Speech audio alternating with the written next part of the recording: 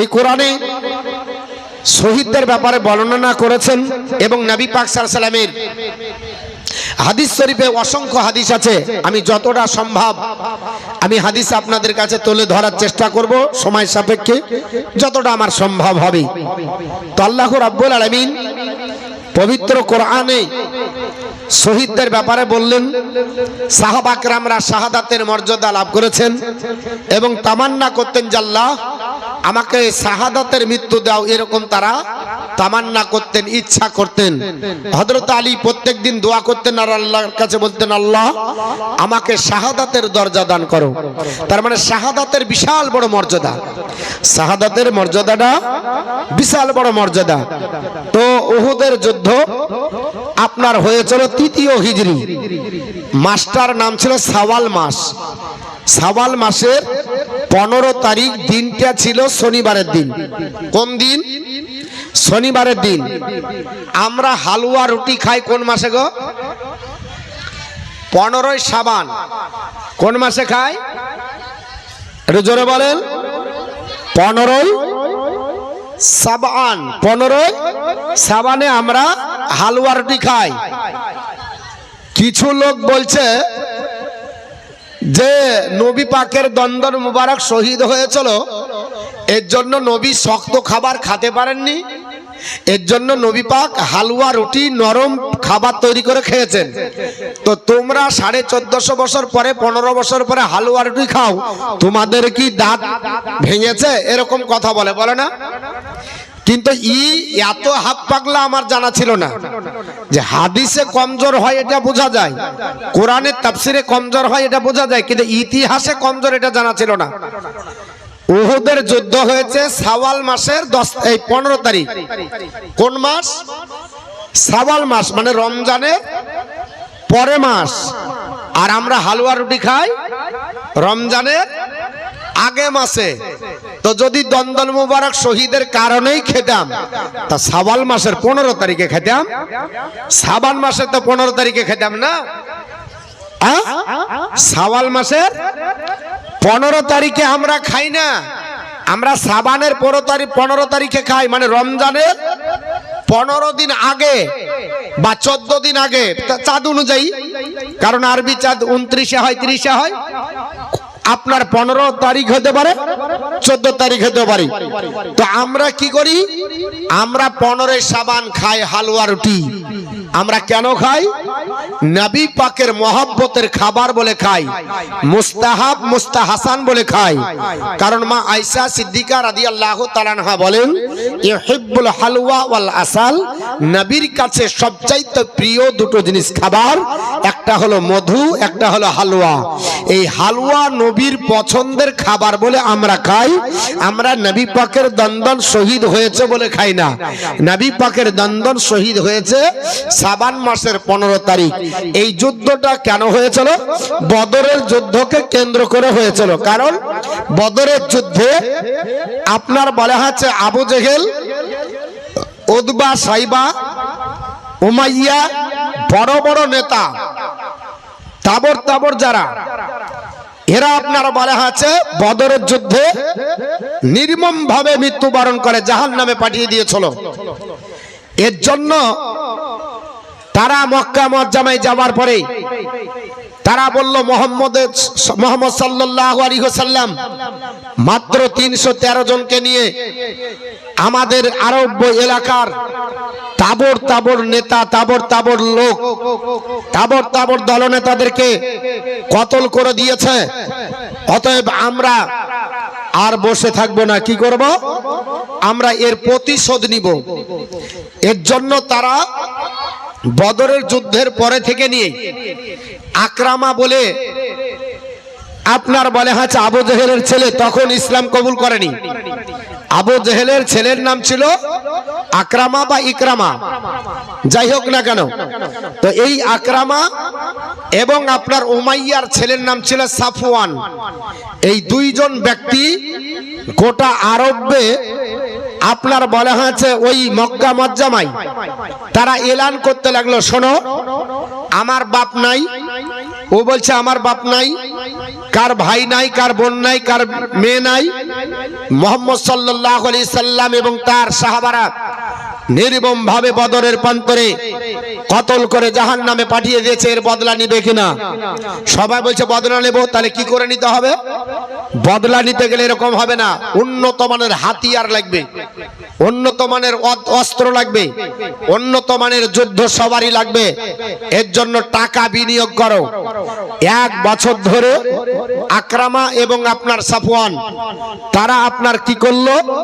চতুর্দিকে মেয়েদেরকে এবং ছেলেদেরকে আপনার উদ্বুদ্ধ করলো, যুদ্ধের জন্য আগ্রহী করলো। এবং বড় বড় যারা শায়ের ছিল তাদেরকে কবিতা লিখতে বললো যুদ্ধের জন্য, মানে অনুপ্রাণিত হওয়ার জন্য, যুদ্ধের জন্য উন্মাদ হওয়ার জন্য। তারা আপনার বলা হয়েছে কবিতা লিখলো, আপনার বলা হয়েছে বড় বড় আপনার কবিদেরকে দিয়ে কবিতা লিখে নারী পুরুষ সব মরিয়া হয়ে গেল। না, আমরা যুদ্ধ করব। আবু সুফিয়ানের স্ত্রী হিন্দা সে বলল, শোনো, উতবাকে পৃথিবীর জমিন থেকে শেষ করেছে, আমিও নারীদের নেতৃত্ব দেব। হিন্দা নারীদের নেতৃত্ব দিয়ে বলল, শোনো, আপনার যারা যুদ্ধে জয়লাভ করবে আমরা তাদেরকে জড়িয়ে ধরে, আমরা সুন্দরী যারা নারী আমরা তাদেরকে দেহ ভোগ করতে দেব। জোরে বলুন আস্তাগফিরুল্লাহ। এই রকম আপনার স্লোগান চতুর্দিকে আপনার বলা হয়েছে দিতে শুরু হলো। চতুর্দিকে আপনার বলা হয়েছে স্লোগান, আপনার যুদ্ধ হবে। আল্লাহর নবী সাল্লাল্লাহু আলাইহি ওয়াসাল্লাম মদিনাতুল মুনাওয়ারাতে আছেন। নবী পাক সাল্লাল্লাহু আলাইহি ওয়াসাল্লাম তিনি সাহাবাদেরকে নিয়ে একটা মিটিং করলেন। এই সাহাবা কেরামদের ভিতরে 100 জন ছিল, তার মধ্যে 300 জন মুনাফিকও আপনার সঙ্গে ছিল। আব্দুল্লাহ বিন উবাই বলে এই লোকটা ছিল মুনাফিকের সর্দার, এর নেতৃত্বে 300 জন ছিল। আল্লাহর নবী বললেন, সাহাবারা তোমরা আজকে বলো, আমি তোমাদের কাছে পরামর্শ চাই। কেন? হযরত আব্বাস রাদিয়াল্লাহু তাআলা তখন মক্কায় ছিলেন। কারণ আব্বাস রাদিয়াল্লাহু তাআলা তিনি আপনার বলা হয়েছে তখন কেবল ইসলাম কবুল করেছেন, তিনি আপনার বলা হয়েছে মদিনাতে আসেননি হিজরত করে এখনো। কে? নবীর চাচা হযরত আব্বাস রাদিয়াল্লাহু তাআলা। তো হযরত আব্বাস রাদিয়াল্লাহু তাআলা বুঝতে পারলেন যে আকরামা এবং সাফওয়ান যে বড় দল তৈরি করছে আর যে নেটওয়ার্ক বেড়ছে, এতে আর মনে হয় মুসলমানকে টিকিয়ে রাখবে না, এই বদরের যুদ্ধের প্রতিশোধ নেবে। তাই আল্লাহর নবী সাল্লাল্লাহু আলাইহি সাল্লামের কাছে খবরটা পাঠিয়ে দিলেন যে, হে আমার ভাতিজা মুহাম্মদ সাল্লাল্লাহু আলাইহি সাল্লাম, আপনি মদিনায় চলে গেছেন, আমি এখনো মক্কায় আছি, আমি ইসলাম কবুল করেছি, আমি যাব। হযরত আব্বাস রাদিয়াল্লাহু তাআলা তখন সবেমাত্র ইসলাম কবুল করেছেন। তো তিনি বলছেন যে আপনার অবস্থা খুব ভালো নাই, মক্কা মুআজ্জামাতে প্রচুর পরিমাণে মানুষ আপনার টাকা বিনিয়োগ করে অস্ত্র শস্ত্র অনেক কিছু করেছে, তবে আপনাকে সাবধান হতে হবে। আল্লাহর নবী সাল্লাল্লাহু আলাইহি সাল্লাম কি করলেন? আপনার বলা হচ্ছে একজন ব্যক্তি পৃথিবীর জমিনে আদি রাদিয়াল্লাহু তাআলা, তিনার 2টা ছেলে, এদেরকে বলল তোমরা একটু খবরটা নাও তো মদিনার আশেপাশে ঘুরে। তিনারা জাসুস অর্থাৎ সিআইডি হিসাবে 5 সওয়াল মাসের 5 তারিখ ইনারা খবর নিলেন। লাভার পর বললেন যে তারা যুদ্ধের জন্য মরিয়া হয়েছে, অতএব আপনি সচেতন হন। আল্লাহর নবী সাল্লাল্লাহু আলাইহি সাল্লাম তিনি সচেতনতা অবলম্বন করলেন। পৃথিবীর জমিনে নবী আপনার বলা হচ্ছে সবাইকে একত্রিত করে নবী বললেন, এস আমার সাহাবারা, আমরা এই যুদ্ধটা কোথা থেকে করব? মদিনার ভিতরে না মদিনার বাইরে? তো যিনারা বয়োজ্যেষ্ঠ মুহাজির আনসার, যারা আপনার বলা হচ্ছে মুরব্বী, তিনারা বললেন, হুজুর ওই মক্কার কাফেরদেরকে মদিনায় ঢুকিয়ে এলেন, আর মদিনায় ঢুকবে আর আমরা ওখান থেকে ধরে ধরে মারবো, কারণ আমাদের যদি এলাকায় ঢুকে যায় তাহলে বাড়াতে পারবে না। আল্লাহর নবী সাল্লাল্লাহু আলাইহি সাল্লাম তিনি তিনাদের কথাটা শুনলেন। কিছু যুবক তারা দাঁড়িয়ে গেল যারা বদরের যুদ্ধে অংশগ্রহণ করেননি। ওনারা বললেন, ইয়া রাসূলুল্লাহ, আমরা যুদ্ধ মদিনাতে করব এটা আমাদের মন চাই না, আমাদের ইচ্ছা হচ্ছে আমরা মদিনার বাইরে গিয়ে যুদ্ধ করব। মদিনার বাইরে গিয়ে, কারণ আমরাও বীরত্ব দেখাবো, কারণ আমরা যুদ্ধ আপনার অংশগ্রহণ করতে পারিনি বদরে। অতএব আমাদের ইচ্ছা ইয়া রাসূলুল্লাহ আমরা মদিনার বাইরে। এই দুই ভাগ হয়ে যাওয়াতে নবী আমার ঘরে গেলেন। নবীরও ইচ্ছা ছিল প্রথম অবস্থায় যে মদিনার ভিতরে ঢুকুক, কিন্তু যেহেতু যুবক সাহাবা একরামের এত উদ্দীপনা, এত চাহিদা, তাই নবী ভিতরে যাওয়ার পরে হুজরা মুবারক থেকে যুদ্ধের পোশাক পরিধান করে বলছে, চলো যুবক তোমরা যাতে রাজি, আমি রাসূলুল্লাহ তোমাদের মতকে সাপোর্ট করলাম। নবী মদিনার বাইরে যাবার জন্য রেডি হলেন। সাহাবা একরামরা কিছু মনে করলেন যে নবী মনে হয় দুঃখ পেয়েছেন। যুবক সাহাবীরা এবং কিছু সাহাবী যারা মদিনার বাইরে, তিনারা বললেন, ইয়া রাসূলুল্লাহ আপনি যদি কষ্ট পান তাহলে আমরা এখান থেকে আমাদের আপনার উপস্থাপনাকে, আমাদের মতকে প্রত্যাহার করছি। নবী গো, আপনি যেটা ভালো জানেন সেটাই করেন। নবী বললেন, দেখো যখন পয়গম্বররা যুদ্ধের পোশাক পরে নেয় তখন তারা আর ওই যুদ্ধের পোশাক খুলেন না। অতএব যুদ্ধের ময়দানে যেতে হবে, তোমরা রেডি হও। আল্লাহর নবী সাহাবাদেরকে নিয়ে যাচ্ছেন। রাস্তায় যেতে যেতে আব্দুল্লাহ বিন উবাই ও বলছে, আমি আপনার যাব না। বলে কেন? মুহাম্মদ সাল্লাল্লাহু আলাইহি সাল্লাম বলেছিল যে যুদ্ধ ভিতরেই হবে মদিনার, আর ও এখন আপনার বলে আছে যুবক সাহাবীদের উপর সাপোর্ট করে মদিনার বাইরে উহুদের প্রান্তরে যাবে। আব্দুল্লাহ বিন উবাই সে বক্তব্য দিল, তার সঙ্গে 300 জন ওদের আপনার সহচর এই মুনাফিকরা তারা বেরিয়ে চলে আসলো। থাকলো কতজন? 700 জন। আর কাফেরদের মধ্য থেকে এসেছে আপনার বলা আছে আবু সুফিয়ান নেতৃত্ব দিচ্ছে, আকরামা এবং সাফওয়ান তারাও নেতৃত্ব দিচ্ছে, মহিলাদের আপনার নেতৃত্ব দিচ্ছে হিন্দা। এদের আপনার বলা আছে দলে লোক আছে 3000। আর সাহাবা একরাম কতজন?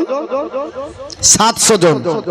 এই 700 জনের মধ্যে আপনার বলা আছে যুদ্ধ হবে।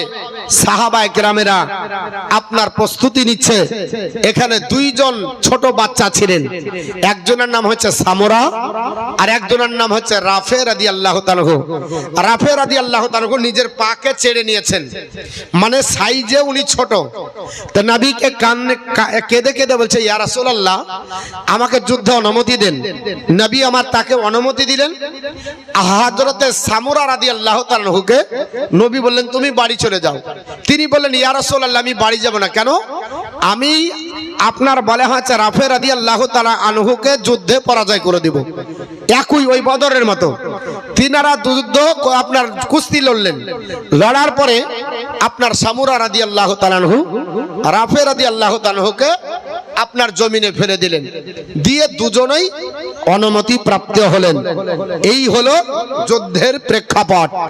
আপনার বলা হয়েছে বিশ্বনবীর সাহাবা একরামকে নিয়ে নবী 14ই শাওয়াল, কত তারিখ? শাওয়াল মাসের 14 তারিখ জুম্মার নামাজের পর, জুম্মার নামাজের পরে 14ই শাওয়াল নবী মদিনা থেকে বেরিয়ে গেলেন, দিয়ে রাত্রিতে থাকলেন নাজ্জার গোত্রের কাছে। সারা রাত্রি পার হলো, ইবাদত বন্দিগি করলেন। হযরতে বিলাল রাদিয়াল্লাহু তাআলাকে নবী ফজরের আজান দিতে বললেন। নবী ফজরের জামাতে নামাজে ইমামতি করলেন। জামাত শেষ হয়ে গেল। শনিবারের সকাল বেলাতে উহুদের প্রান্তরে আমার নবী পৌঁছালেন। এই হলো যুদ্ধের প্রেক্ষাপট। চলেন এবার সামনের দিকে এগিয়ে যাই। এতটুকু বুঝে আসলো তো? আসলো? বোঝা যাবে? কথা বলা করে বললাম কেন? সবগুলা সুর করে বললে মনে থাকবে না, হয় না? এগুলা কথা বলে করে বললাম যাতে মনে থাকে। কবে যুদ্ধ হয়েছিল? তাহলে কোনো যদি আমাদের কাছে আমাদেরকে যারা বেদাতি বলে, তো ওরা যদি আমাদেরকে বেদাতি বলে তো আমরা বলবো না যে তোমরাই বেদাতি। কেন? তোমরা নতুন কথা বলছো। বেদাত মানে কি? নতুন জিনিস আবিষ্কার করা। তো নবীর সঙ্গে যুদ্ধ হয়েছে উহুদের প্রান্তরে শাওয়াল মাসের 15 তারিখ, আর তোমরা শাবান মাসকে বলছো, তো তোমরাই তো বেদাত করছো। বলতে পারবেন তো নাকি? হ্যাঁ, এটা বলতে হবে। দরসের বলুন আল্লাহুম্মা সাল্লি আলা سيدنا مولانا وعلى آل سيدنا مولانا محمد আর দায়ের মাঝে একটাই বাসনা যাব আমি সোনার মদিনা আরে দায়ের মাঝে একটাই বাসনা যাব আমি সোনার মদিনা আমরা সকলে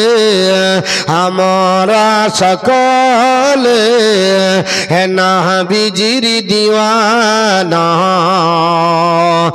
যাব মোরা সোনার মদিনা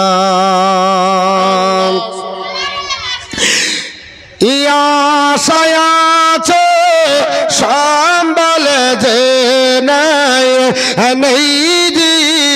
আমার কোন সফিনা জোরে বলো সুবহানাল্লাহ ইয়াসায়াছে সম্বল যে নাই আমার কোন সফিনা থাকে তো যদি দুটি ডানা থাকে তো যদি দুটি ডানা ওড়ে যেতাম সোনার মদিনা আমরা সকলে নবীজির দিওয়ানা যাব মোরা সোনার মদিনা এ মরণ দিও গো মদিনার মাটি তো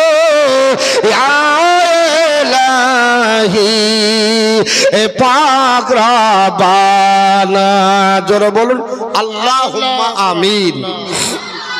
ইচ্ছা হয় না নবীর দেশে আমার ইন্তিকাল হোক। মরণ দিও গো মদিনার মাটি তো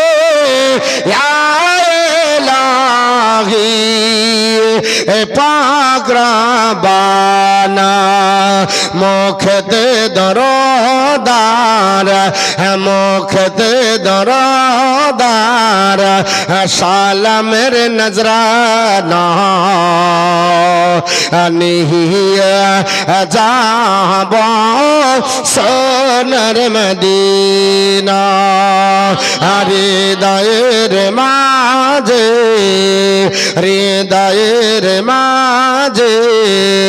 একটি বাসনা যাব আমি সোনার মদিনা আমরা সকলে নবীজির দিওয়ানা যাব মোরা সোনার মদিনা আল্লাহুম্মা সাল্লি আলা সাইয়্যিদিনা মাওলানা মুহাম্মদ ওয়া আলা আলি সাইয়্যিদিনা মাওলানা মুহাম্মদ সাল্লাল্লাহু আলাইহি ওয়াসাল্লাম। আমার নবীজি উহুদের প্রান্তরে শনিবারের দিন আপনার উপস্থিত হবার পরে আল্লাহর নবী বললেন, সাহাবারা, যুদ্ধ করার জন্য কিছু প্রযুক্তি ব্যবহার করতে হবে, কিছু আপনার কায়দা করলে যদি না জানা যায় তাহলে যুদ্ধে পরাস্ত হতে হবে। এর জন্য নবীকে আল্লাহ পাক সেই জ্ঞান দান করেছিল। আল্লাহর নবী বললেন, সাহাবীরা শুনে রেখে দাও, এই উহুদ পাহাড়ের পিছনে একটা ছোট্ট পাহাড় আছে, ওই পাহাড় দিয়ে একটা আপনার উহুদ পাহাড়ে আসার জন্য একটা ছোট্ট সুড়ঙ্গ পথ আছে। ওই পথ দিয়ে যদি আপনার কাফের মুশরিকেরা আসার পরে এই উহুদের পাহাড়ের উপর যদি চড়ে নেয় আর তোমাদের উপর তীর বল্লম নেজা যদি চালায়, তাহলে তোমরা আপনার অল্প সংখ্যক চন্দ্রভঙ্গ হয়ে যাবে। তোমাদের যুদ্ধের জন্য অনুকূল পরিবেশ হবে না, তোমাদের জন্য প্রতিকূল আপনার পরিবেশ হবে, অর্থাৎ তোমাদের জন্য ভয়ানক পরিস্থিতি হয়ে যাবে। ইয়া রাসূলুল্লাহ, কি করা যাবে? আমার নবী বললেন, আমার সাহাবীরা আব্দুল্লাহ বিন জুবাইর কোথায়? আব্দুল্লাহ বিন জুবাইর বলল, লাব্বাইক ইয়া রাসূলুল্লাহ। আল্লাহর নবী বললেন, তীরন্দাজ 50 জনকে নিয়ে এই রাস্তায় তুমি দাঁড়িয়ে যাও, এই রাস্তা মোতায়েন করো, রাস্তা বলা করে রেখে দেবে। এই আমার সাহাবীরা এখানে তোমরা থাকবে, এখান থেকে আপনার বলা হয়েছে কোন কাফির মুশরিক এই পিছন দিয়ে যেন আমাদেরকে আপনার কেউ আক্রমণ না করে। হযরতে মুসাব বিন উমাইর রাদিয়াল্লাহু তাআলা তিনাকে বললেন, সাহাবী, তুমি যুদ্ধের পতাকাটা নাও। আপনার বলা হয়েছে তাকে যুদ্ধের পতাকা দেওয়া হলো। আল্লাহর নবী এইভাবে যুদ্ধের পর আপনার রণকৌশল আমার নবী আপনার সাজিয়ে দিলেন। বিশ্ব নবী আপনার বলা হয়েছে যুদ্ধের আপনার রণকৌশল সাজিয়ে দিলেন। হযরতে আপনার বলা হয়েছে বিশ্ববিখ্যাত সাহাবী, হযরতে আপনার বলা হয়েছে বারা, আপনার বলা হয়েছে হযরতে আপনার বলা হয়েছে বারা রাদিয়াল্লাহু তাআলা আনহু, তিনি আপনার বর্ণনা করছেন, আন বারা রাদিয়াল্লাহু তাআলা আনহু قال লাকিনাল মুশরিকিনা ইয়াউমাইজিল। হযরতে আপনার বারা রাদিয়াল্লাহু তাআলা আনহু বর্ণনা করে, এ নবীর সাহাবীরা, যেই দিন আমরা মুশরিকদের সম্মুখীন হয়েছিলাম, অর্থাৎ উহুদের যুদ্ধের দিনে যেই দিন আমরা তাদের সম্মুখীন হয়েছিলাম, আজলাসান নবী সাল্লাল্লাহু আলাইহি ওয়াসাল্লাম জাইশান আপনার মিনার রুমাতি। আল্লাহর নবী আপনার বলা হচ্ছে তীরন্দাজ সাহাবীদেরকে আমার নবী বসিয়ে দিলেন ওই জায়গাতে, তীরন্দাজ সাহাবীদেরকে রাখলেন। ও আম্মারা আলাইহিম আব্দুল্লাহ, আর হযরত আব্দুল্লাহ বিন জুবাইরকে আপনার নেতৃত্ব দিলেন, বলে তোমার নেতৃত্বে এই 50 জন সাহাবী থাকবে। আল্লাহর নবী তারপরে বললেন, কলা, আমার নবী ডাক দিয়ে বললেন, সাহাবারা, লা তাবরাহু, তোমরা এই জায়গাটা ছাড়বে না। ওয়া ইন রাইতুমুনা, যদি তোমরা আমাদেরকে দেখো, জাহারনা আলাইহিম, আমরা তাদেরকে পিছন থেকে তাড়ছি, অর্থাৎ আমরা পরাজিত তাদেরকে করে ফেলার পরে তাদেরকে পিছন থেকে আমরা তাড়তে তাড়তে নিয়ে যাচ্ছি। এ সাহাবী আব্দুল্লাহ বিন জুবাইর, তুমি যদি দেখতে পাও আমরা যুদ্ধের ময়দানে কাফেরদেরকে আপনার বলা হয়েছে পিছন থেকে তাড়তে তাড়তে আপনার বলা হয়েছে তাদের উপরে আমরা বিজয় লাভ করছি, লা তাবরাহু, তবুও তোমরা এই জায়গা ছাড়বে না। শুধু তাই নয়, আল্লাহর নবী বললেন, সাহাবীরা, লা তাবরাহু ওয়া ইন রাআইতুমুহুম জাহারু আলাইনা, যদি এটাও দেখতে পাও আমাদেরকে তারা তাড়তে তাড়তে ভাগাচ্ছে, আমাদেরকে যুদ্ধের ময়দান থেকে বের করে দিচ্ছে, তবুও তোমরা এই জায়গা ছাড়বে না এবং তোমরা কি করবে, ফালা তুইনুনা, আমাদেরকে তোমরা সাহায্যের জন্য আসবে না। নবী আমার নির্দেশ দিলেন, এই জায়গাতে আপনার বলা আছে কোন রকমে তোমরা এই জায়গাটা ছাড়বে না। আমরা যদি যুদ্ধে জয়লাভ করি তবুও তোমরা ছাড়বে না, যদি যুদ্ধে পরাস্ত হয়ে যায় তবুও তোমরা ছাড়বে না। আমি রাসূলুল্লাহ পুনরায় যতক্ষণ না বলবো ততক্ষণ পর্যন্ত তোমরা এই জায়গা ছাড়ার জন্য তোমরা রাজি হবে না।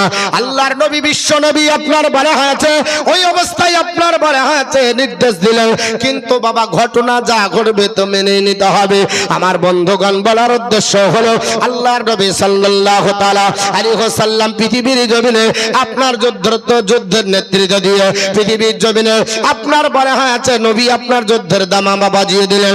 বিশাল বড় ঘটনা, প্রত্যেকটা ঘটনা তুলে বললে শুধু আপনার উহুদের যুদ্ধে শেষ হয়ে যাবে, আর আপনার বলা যাবে না। তো আপনার বলা হয়েছে মেন গুলো বলবো মুসলমান। আল্লাহর নবী পৃথিবীর জমিনে আপনার বলা হয়েছে যুদ্ধের জন্য আপনার দামামা বাজিয়ে দিতে বললেন। 650 সাহাবী আর ওইদিকে 50 আপনার সাহাবী, ওইদিকে তাহারা পাহারা দিতেছেন। এই অবস্থা হয়ে গেল। সাহাবা کرامরা পৃথিবীর জমিনে আপনার বলা হয়েছে যুদ্ধের রণাঙ্গনে আপনার ঝাঁপিয়ে পড়লেন। আল্লাহর নবী সাল্লাল্লাহু তাআলা আলাইহি ওয়াসাল্লামের বাবা একজন সাহাবী, নাম হলো আমির হামজা রাদিয়াল্লাহু তাআলা আনহু। উনি আপনার বলা হয়েছে পৃথিবীর জমিনে আপনার ঝাঁপিয়ে পড়লেন।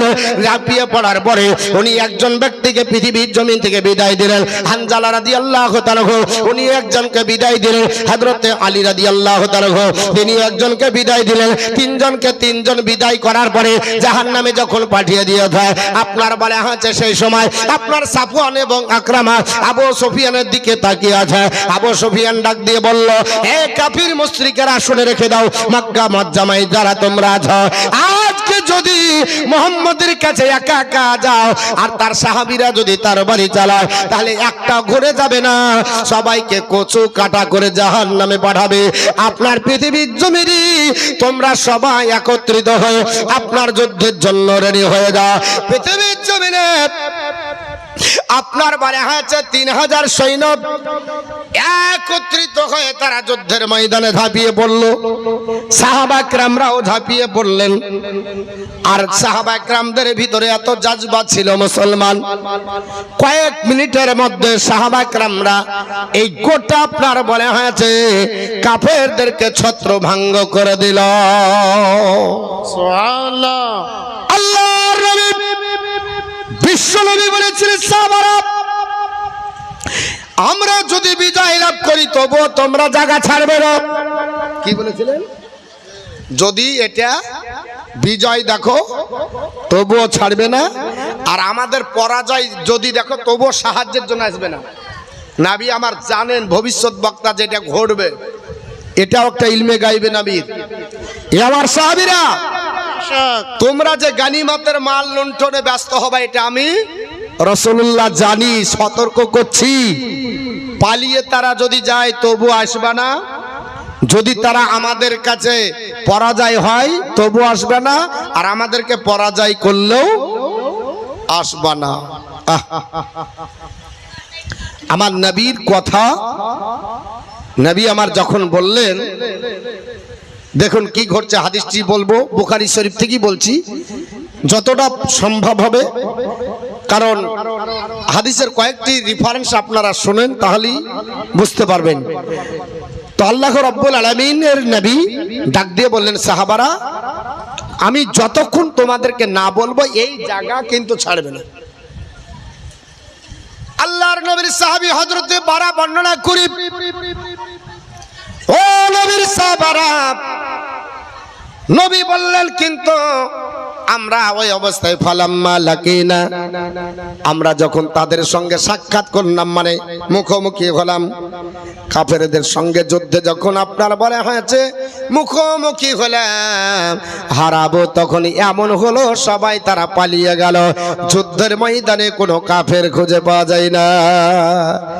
এমন হলো হাত্তা রাইতুল নিসাব, মহিলাদেরকে পর্যন্ত দেখতে পাওয়া গেল। আপনার বলা হয়েছে ইস্তাদিদনা, আপনার ফিল জাবালি, তারা পাহাড়ের উপরে গিয়ে আরোহণ করলো মহিলারা, কারণ হিন্দা সহ যত মহিলা এসেছিল সবাই তারা আপনার বলা হয়েছে মহিলারা দৌড়তে দৌড়তে আপনারা বলা হয়েছে আল্লাহর নবীর সাহাবী হযরতে বারা বর্ণনা করে মহিলারা পর্যন্ত পাহাড়ের উপর আপনার চলে গেল। তারা পাহাড়ের উপর আপনার জায়গা দখল করলো। ওই আপনার অবস্থায় দেখলাম রাফাআনা আন শাওকিহুন্না কাদ বাদাত খালাকিলুহিন্না ফাআখাযু। হযরতে বারা আজিব রাদিয়াল্লাহু তাআলা বর্ণনা করে, এ নবীর সাহাবীরা, উহুদের প্রান্তরে যারা কাফের ছিল তারা তো পালালো, মহিলারাও পালিয়ে গেল। মহিলারা আপনার দৌড়তে দৌড়তে পাথরের উপরে, পাহাড়ের উপরে গিয়ে তারা জায়গা নিল।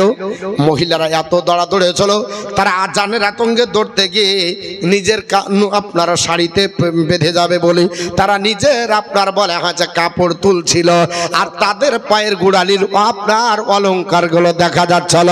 এই অবস্থায় আপনার হয়ে গেল, আপনার যখন পালিয়ে গেল তারা আপনার জায়গা ছেড়ে দিল।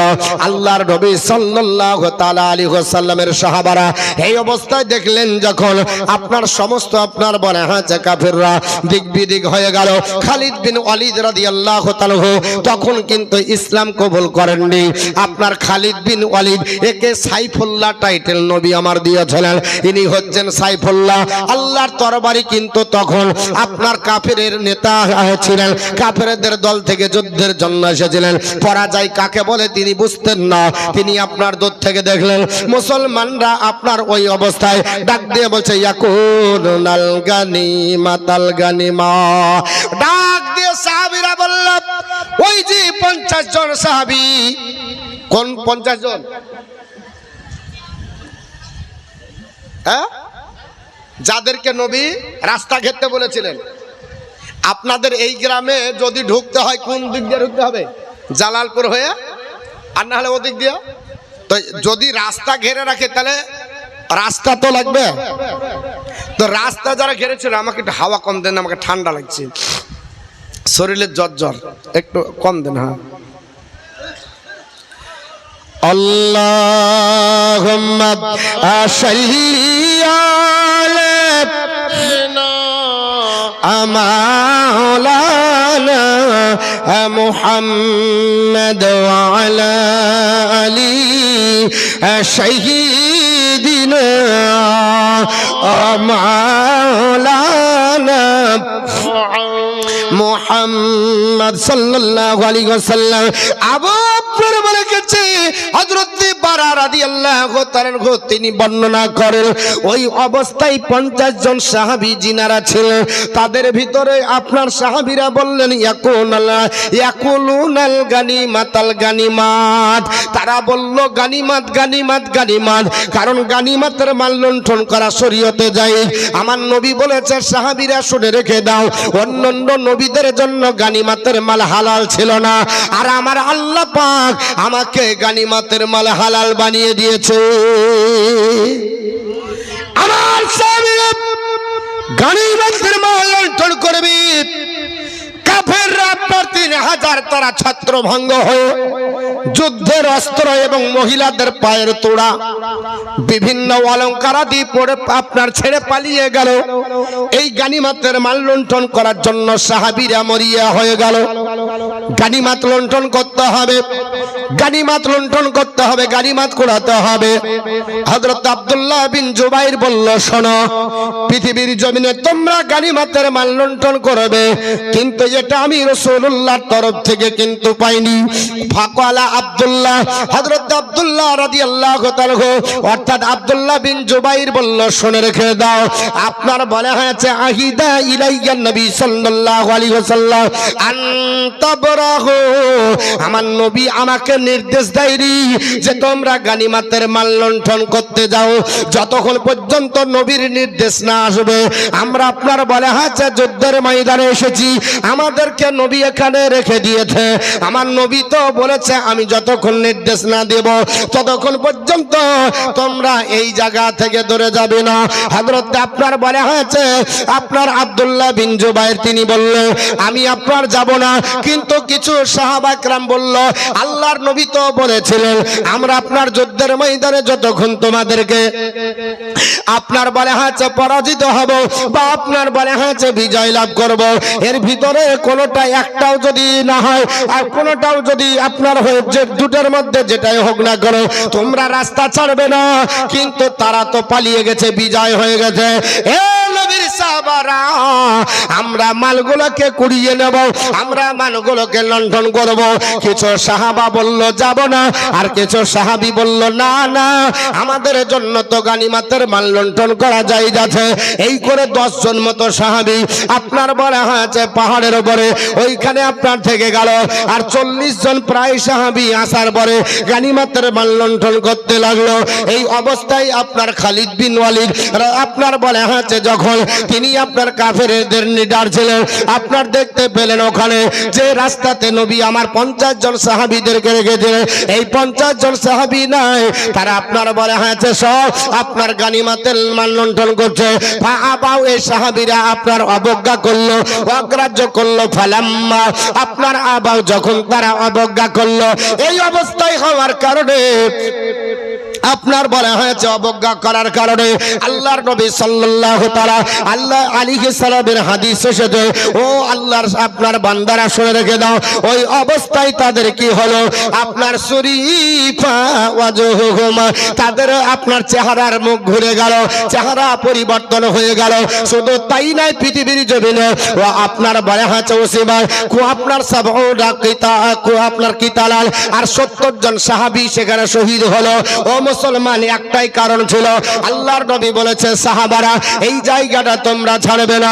হযরত আব্দুল্লাহ বিন জুবাইর রাদিয়াল্লাহু তাআলা তিনি আপনার বলা হয়েছে নেতৃত্ব দিচ্ছেন, কিন্তু কিছু সাহাবী গানিমাতের মাল লুণ্ঠন করার কারণে এই খালিদ বিন ওয়ালিদ আপনার বলল, ও কুরাইশ গোত্রের লোকেরা, ও কাফের মুশরিকেরা শুনে রেখে দাও, এখন গোল্ডেন চান্স মুহাম্মদ সাল্লাল্লাহু আলাইহি ওয়াসাল্লামের যারা আপনার বলা হয়েছে রণাঙ্গনে এই রাস্তা অবরোধ করেছিল, এই রাস্তাটা তারা ছেড়ে দিয়ে গানিমাতের মাল লুণ্ঠন করছে। এখন সুবর্ণ সুযোগ, চলো এই রাস্তা দিয়ে আপনার ঢুকে যাওয়া যাবে। আর ওপর থেকে যদি তীর বল্লম নেজা চালাও, কেউ যদি 3 তলা থেকে ঢাল চালায় শক্তি লাগবে, 3 তলা থেকে আপনার বাড়িতে ঢাল ফেলবে, ওকে হাত ছুটতে হবে, ঢালটা ধরে ছেড়ে দিলে আপনার বাড়িতে। আর আপনি যদি বলেন 3 তলা ছাদে পাঠাবো, হাত ছিঁড়ে দেবে, উঠবে না। তো পাহাড়ের উপরে আপনার উঠতে হবে। 10 জন সাহাবী এই যারা আপনার রাস্তায় ছিল, 10 জন সাহাবীকে আপনার বলা হয়েছে 3000 কাফের একত্রিত হয়ে আল্লাহর নবী 10 জন সাহাবীকে সেখানে শহীদ করে দিল। ইন্না লিল্লাহি ওয়া ইন্না ইলাইহি রাজিউন। দেখো কেমন ঈমান এনেছিল আমার নবীর সাহাবারা, সে জগের সাহাবারা। দেখো কেমন ঈমান ছিল আমার নবীর যুগের সাহাবারা, সে যুগের সাহাবারা। হযরত হানজালা এনেছিল ঈমান কত কষ্ট করে।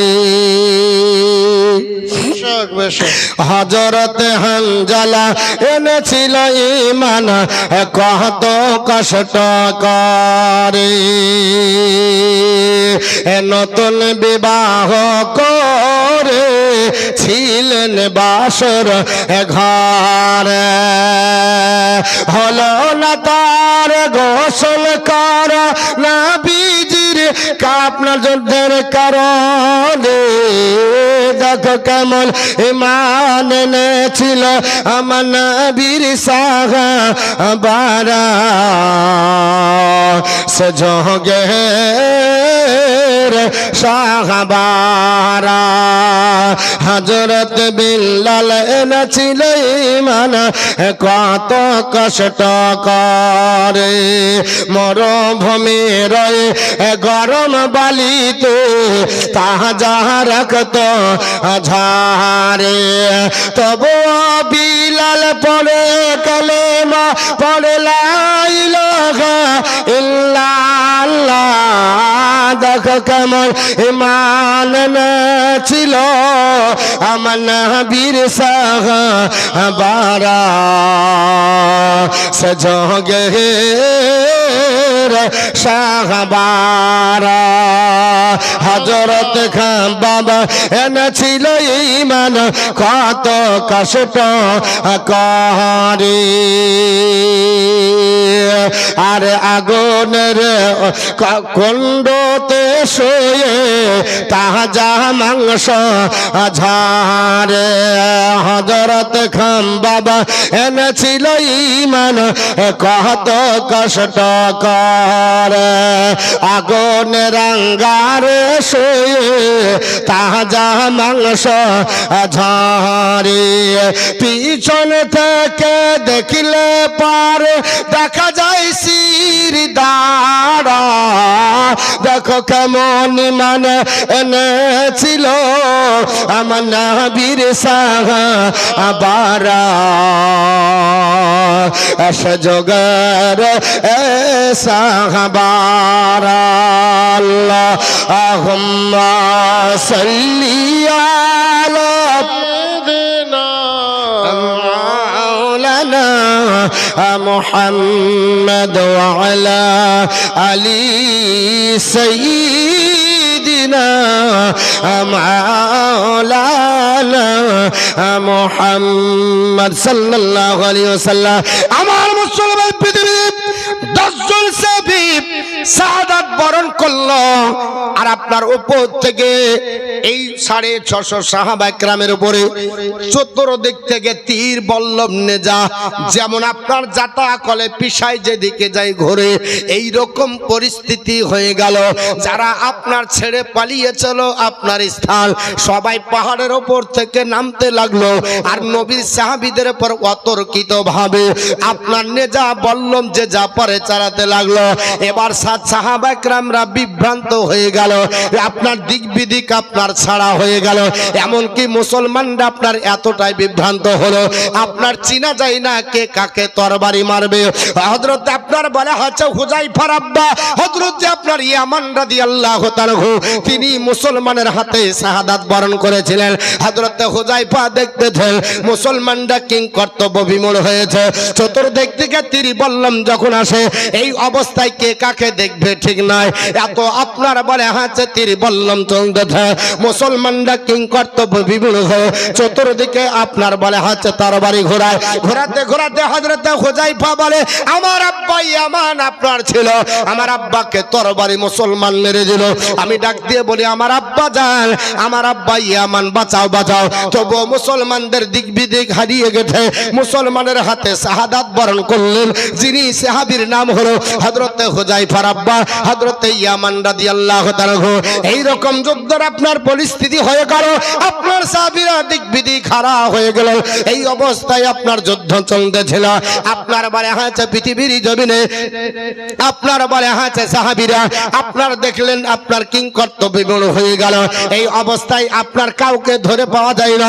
কে কোন দিকে গেল আপনার বিভ্রান্ত হয়ে গেল হযরত আমির হামজা পৃথিবীর জমিনে জবরদস্ত একজন সাহাবী রাসূল আল্লাহর নবীর চাচাজি আপনার আমির হামজা যুদ্ধ করতেছিলেন আপনার বলে হচ্ছে টার্গেট নিয়েছে আবু সুফিয়ানকে পৃথিবীর জমিন থেকে বিদায় নেবে এইভাবে তিনি টার্গেট নিয়ে যেতেছিলেন হঠাৎ করে আপনার বলে হচ্ছে ওয়াহাশি বলে একজন ব্যক্তি এই ওয়াহাশি কে ছিল আপনার বলে হচ্ছে এই ওয়াহাশি ছিল আপনার মুতঈম ইবনে জুবাইরের আপনার কৃতদাস ছিল গোলাম ছিল ডাক দিয়ে বলে চলো ওয়াহাশি যদি তুই আপনার আমির হামজাকে পৃথিবীর জমিন থেকে বিদায় করে দিতে পারি তাহলে তোকে গোলাম থেকে আজাদ করে দেওয়া হবে ওয়াহাশির চিন্তা ভাবনা ছিল আমির হামজাকে আপনার টার্গেট করতে হবে একজন একটা আপনার পাথরের আপনার আড়াল হয়ে চাটানের উপরে সে আপনার গা ঢেকে দিয়েছিল হযরত আমির হামজা রাদিয়াল্লাহু তাআলা আবু সুফিয়ানকে লক্ষ্য করে যখন নেজা মারতে যাবে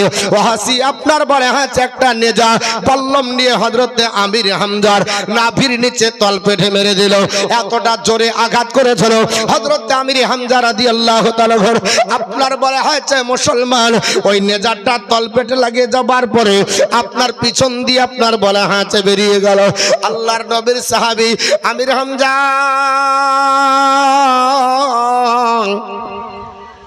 ওই অবস্থায় তিনি আপনার বলে হচ্ছে তবু যুদ্ধ করার জন্য এগিয়ে যাচ্ছে, কিন্তু মুসলমান তরবা আপনার নেজার আঘাতে হাঁটতে পারলেন না। ওখানেই তিনি আপনার শাহাদাত বরণ করলেন। ওখানে শাহাদাত যখন বরণ করেছিলেন ওই অবস্থায় মর্মান্তিক ঘটনা বাবা, আপনার আবু সুফিয়ানের স্ত্রী হিন্দা খবর পেয়েছিল নবীর চাচা আমির হামজা পৃথিবীর জমিন থেকে বিদায় নিয়েছে। উতবাকে আমির হামজা পৃথিবীর জমিনে বদরের প্রান্তরে দুনিয়া থেকে বিদায় করে জাহান্নামে পাঠিয়ে দিয়েছে। হিন্দার টার্গেট ছিল পৃথিবীতে বাপের প্রতিশোধ নিতে হবে। এর জন্য আমির হামজার আপনার বুকের উপরে বসে আপনার বলে হাঁচে বুক থেকে নাভি পর্যন্ত ছেড়ে দিয়ে আপনার কলিজাকে বের করে আমির হামজার কলিজাকে চিবিয়েছিল। ওই মেয়েটার নাম হলো হিন্দা। আল্লাহর নবী আপনার খুবই কান্না করেছিলেন, বলে চাচা আমির হামজা আপনাকে এমন মর্মান্তিক পরিস্থিতি করেছে, হাত কানগুলোকে কেটে নেওয়া হয়েছিল, চোখগুলোকে তুলে নেওয়া হয়েছিল। এইভাবে যুদ্ধের পরিস্থিতি চলতে লাগলো। ও মুসলমান, আপনার বলা হয়েছে পৃথিবীর জমিনে যুদ্ধ চলতেছে। এই অবস্থায় এমন পর্যায়ে চলে গেল আপনার পৃথিবীর জমিনে কাফিরদের ভিতরে একজন ব্যক্তি, তার নাম হলো আব্দুল্লাহ বিন কুমাই। এই আব্দুল্লাহ বিন কুমাইয়া আপনার বলা হয়েছে দেখতে পেয়েছে আল্লাহর নবী কোথায় আছে। আল্লাহর নবীর সাহাবীরা আপনার বলা হয়েছে বিভ্রান্ত। আল্লাহর নবী ডাক দিয়ে বলে, ও আমার সাহাবীরা কে আছো, তাড়াতাড়ি আমাকে ঘেরাও করো। কারণ আপনার বলা হয়েছে আব্দুল্লাহ বিন কুমাই এ হচ্ছে পাপিষ্ঠ শয়তান, আমাকে লক্ষ্য করে যা বললাম নিয়ে আসতেছে।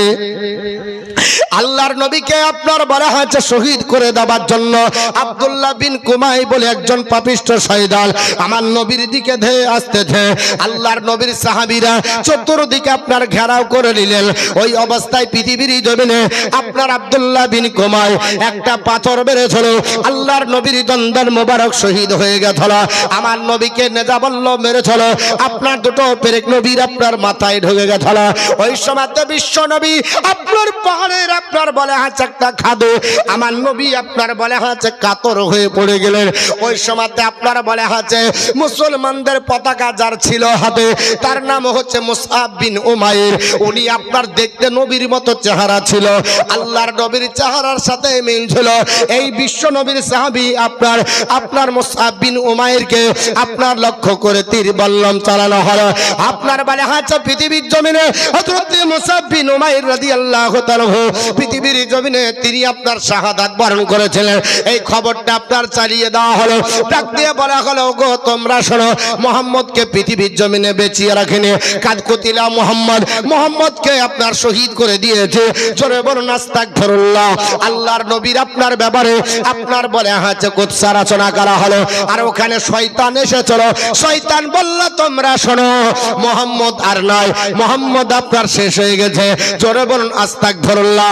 আল্লাহর নবীর সাহাবী আবু তালহা আমার নবীর কাছে আপনার ছিলেন, নবীজিকে জড়িয়ে আপনার বলে হাঁচে নিজে ধরে ওই আপনার বলে হাঁচে খাদে বসেছে। আল্লাহর নবী বারবার মাথা ওঠানোর জন্য চেষ্টা করে। হযরতে তালহা বলে, ইয়া রাসূলুল্লাহ, আপনি যদি মাথা ওঠেন গো নবী, আর আপনার মাথায় তরবারি যদি চালিয়ে দেয়, আপনাকে যদি শিরচ্ছেদ করে দেয়, আপনাকে নেজা বললাম যদি চালায়, ইয়া রাসূলুল্লাহ আমরা আর যুদ্ধ করতে পারবো না।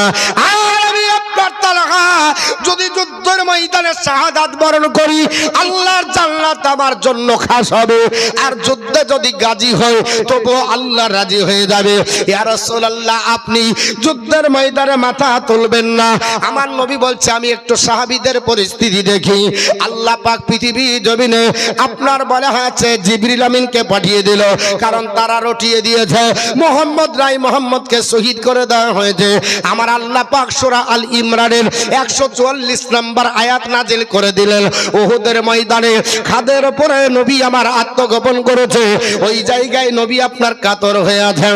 আল্লাহ পাক আপনার জানিয়ে দেয়, ওয়া মা মুহাম্মাদুন ইল্লা রাসূল কদ খালাত মিন ক্বাবলিহির রাসূল। আল্লাহ পাক এই আয়াতে মুকাদ্দাস আপনার নাজিল করলেন। শুনে রেখে দাও, মোহাম্মদ শুধুমাত্র আপনার অন্য কেউ নয়, তিনি হচ্ছেন একজন রাসূল। আপনার বলা হয়েছে তিনি আল্লাহর পয়গম্বর। আপনার ওই অবস্থায় কান খালাত মিন ক্বাবলিহির রাসূল, আল্লাহ পাক নবীর পূর্বে অনেক নবীকে পাঠিয়ে দিল। এ আল্লাহর বান্দা বান্দিরা তোমরা শুনে রেখে দাও, কারণ সাহাবীদের মধ্যে এই রকম তিন ভাগ হয়ে গেল। কেউ বলল নবী যেহেতু নাই আর যুদ্ধ করব না, সব বাড়ি চলে যায়। আর কেউ বলল যেহেতু নবী নাই তাহলে আর বেঁচে থেকে লাভ কি, আমরা যুদ্ধ করে শাহাদাত বরণ করব। আর কিছু সাহাবী বলল যেহেতু নবী নাই তাহলে আর আপনার বলে হয়েছে এইখান থেকে আপনার বলে হয়েছে কি করব, আমরা সবাই আপনার সারেন্ডার হয়ে যায়, আমরা যুদ্ধর অস্ত্রগুলো ফেলে দিই। তখন আমার আল্লাহ কোরআন নাজিল করে জানিয়ে দিল, হাবিব গো আপনি বলে দেন, আপনার বলে হয়েছে আফা ইম্মাতা, যদি তিনি আপনার ইন্তিকাল করেন, অথবা আও কুতিলা, অথবা তিনি যদি আপনার ইন্তে শহীদ হয়ে যান, তাহলে আপনার ইনকালাবাদ, আপনার আল্লাহ রাব্বুল আলামিন আপনার কোরআন নাজিল করে দিয়ে জানিয়ে দিচ্ছেন, আপনার বলে আছে ইনকালাবতুম আলা আকাবিকুম, তোমরা আপনার বলা আছে নবী যদি শহীদ হয়ে যায় কিংবা নবী যদি ইন্তিকাল করে তাহলে কি তোমরা পথ পিছন দিকে ফিরে যাবে, অর্থাৎ তোমরা কি পরিবর্তন করবে, তোমরা কি অন্য হয়ে যাবে, তোমরা কি নিজের আপনার বলা আছে দলে চলে যাবে, অর্থাৎ তোমরা কি মুশরিক হয়ে যাবে। এই বলে আমার আল্লাহ কোরআন নাজিল করে দিলেন। সাহাবাদের ভিতরে হযরত আবু তালহাকে নবী রাখতে বলে, সাহাবারা তুমি জানিয়ে দাও আমি রাসূলুল্লাহ পৃথিবীর জমিনে বেঁচে আপনার বেঁচে আছে। আমার নবীজির সাহাবী হযরত আলী আপনার দৌড়ে বেড়ায়, আল্লাহ পৃথিবীর জমিনে আমার নবী নাই, সবাই বলতেছে আমার নবী কোথায়। এই জন্য আপনার আলী রাদিয়াল্লাহু তাআলা একবার এই প্রান্তে যান একবার ওই প্রান্তে যান, এইভাবে হযরতে আলী আপনার বলে হাতে দৌড়ে বেড়াতেছেন। ওই অবস্থায় আপনার বলে হাতে হযরতে আলী রাদিয়াল্লাহু তাআলাকে আপনার নবীজি দেখা দিলেন। আল্লাহর নবীকে দেখতে পেলে হযরতে আলী বললেন, ও নবীর সাহাবীরা বিভ্রান্ত হয়ে না, তোমরা চিন্তা ভাবনা করো না, আমার নবী এখনো জিন্দা আছে। জোরে বল সুবহানাল্লাহ, আর একটু জোরে বল সুবহানাল্লাহ।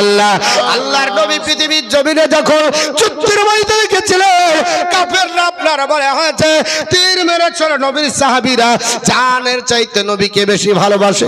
হযরত আপনার বলে হয়েছে আবু দুনাজা রাদিয়াল্লাহু তাআলা বলে একজন সাহাবী আমার নবীকে জড়িয়ে ধরে বলছে, কাফের এ আপনার সাফওয়ান আকরামা, ওরে আবু সুফিয়ান, তোদের যত তীর আছে আমার শরীরে মেরে আপনার ঝাঁঝরা কর, কিন্তু নবীকে একটা তীর লাগতে দেব না।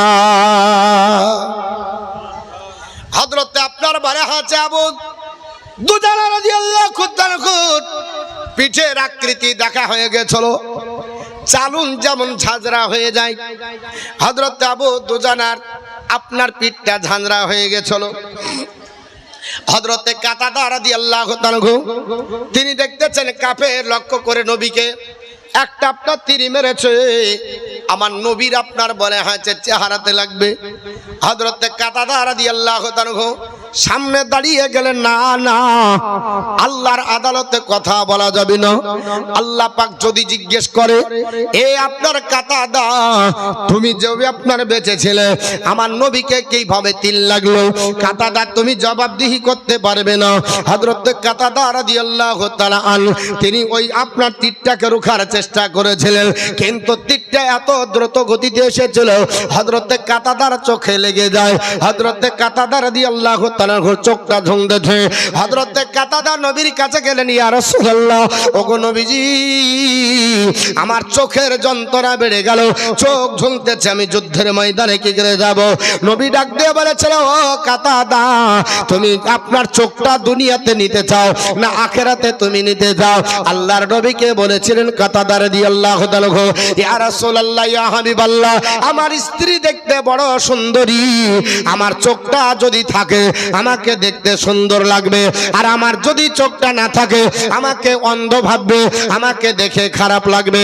এর জন্য আমার স্ত্রী হয়তো আপনার কুমন্ত্রণায় পড়ে যেতে পারে, আমাকে ভুল ভাবতে পারে, আমার হাত থেকে কাছ থেকে হয়তো সরে যেতে পারে। ইয়া রাসূলুল্লাহ, ওগো নবীজি, আমি আপনার কাছে আমার চোখটা দুনিয়াতে চাই, আখিরাতেও চাই। জোরে বলো সুবহানাল্লাহ। আল্লাহর নবী আপনার কাতা রাদিয়াল্লাহু তাআলা আপনার চোখটাকে ধরে আপনার চোখে লাগিয়ে দিয়ে ডাক দিয়ে বলে, কাতাদা, এবার তুমি দেখো। কাতাদা রাদিয়াল্লাহু তাআলা বর্ণনা করে, আমার চোখটা আগের চাইতে বেশি জ্যোতিশীল হয়ে গেল। আল্লাহ, নারায়ে তাকবীর, নারায়ে তাকবীর, নারায়ে রিসালা, ইয়া রাসূলুল্লাহ, নারায়ে হায়দারি, ইয়া আল্লাহ। ইখতিয়ারে মুস্তাফা। সুবহানাল্লাহ। এ হলো যুদ্ধ। আর বর্তমানে আমরা একদিনের জন্য টাইম দিতে পারি না, আর নবীর সাহাবারা জান দিয়ে দিয়েছে, মাল দিয়েছে, অর্থ দিয়েছে। আল্লাহর নবীকে লক্ষ্য করে কারোবারি আপনার চ্যানেলেছে আল্লাহর নবীর সাহাবী আপনার হযরত আবু তালহা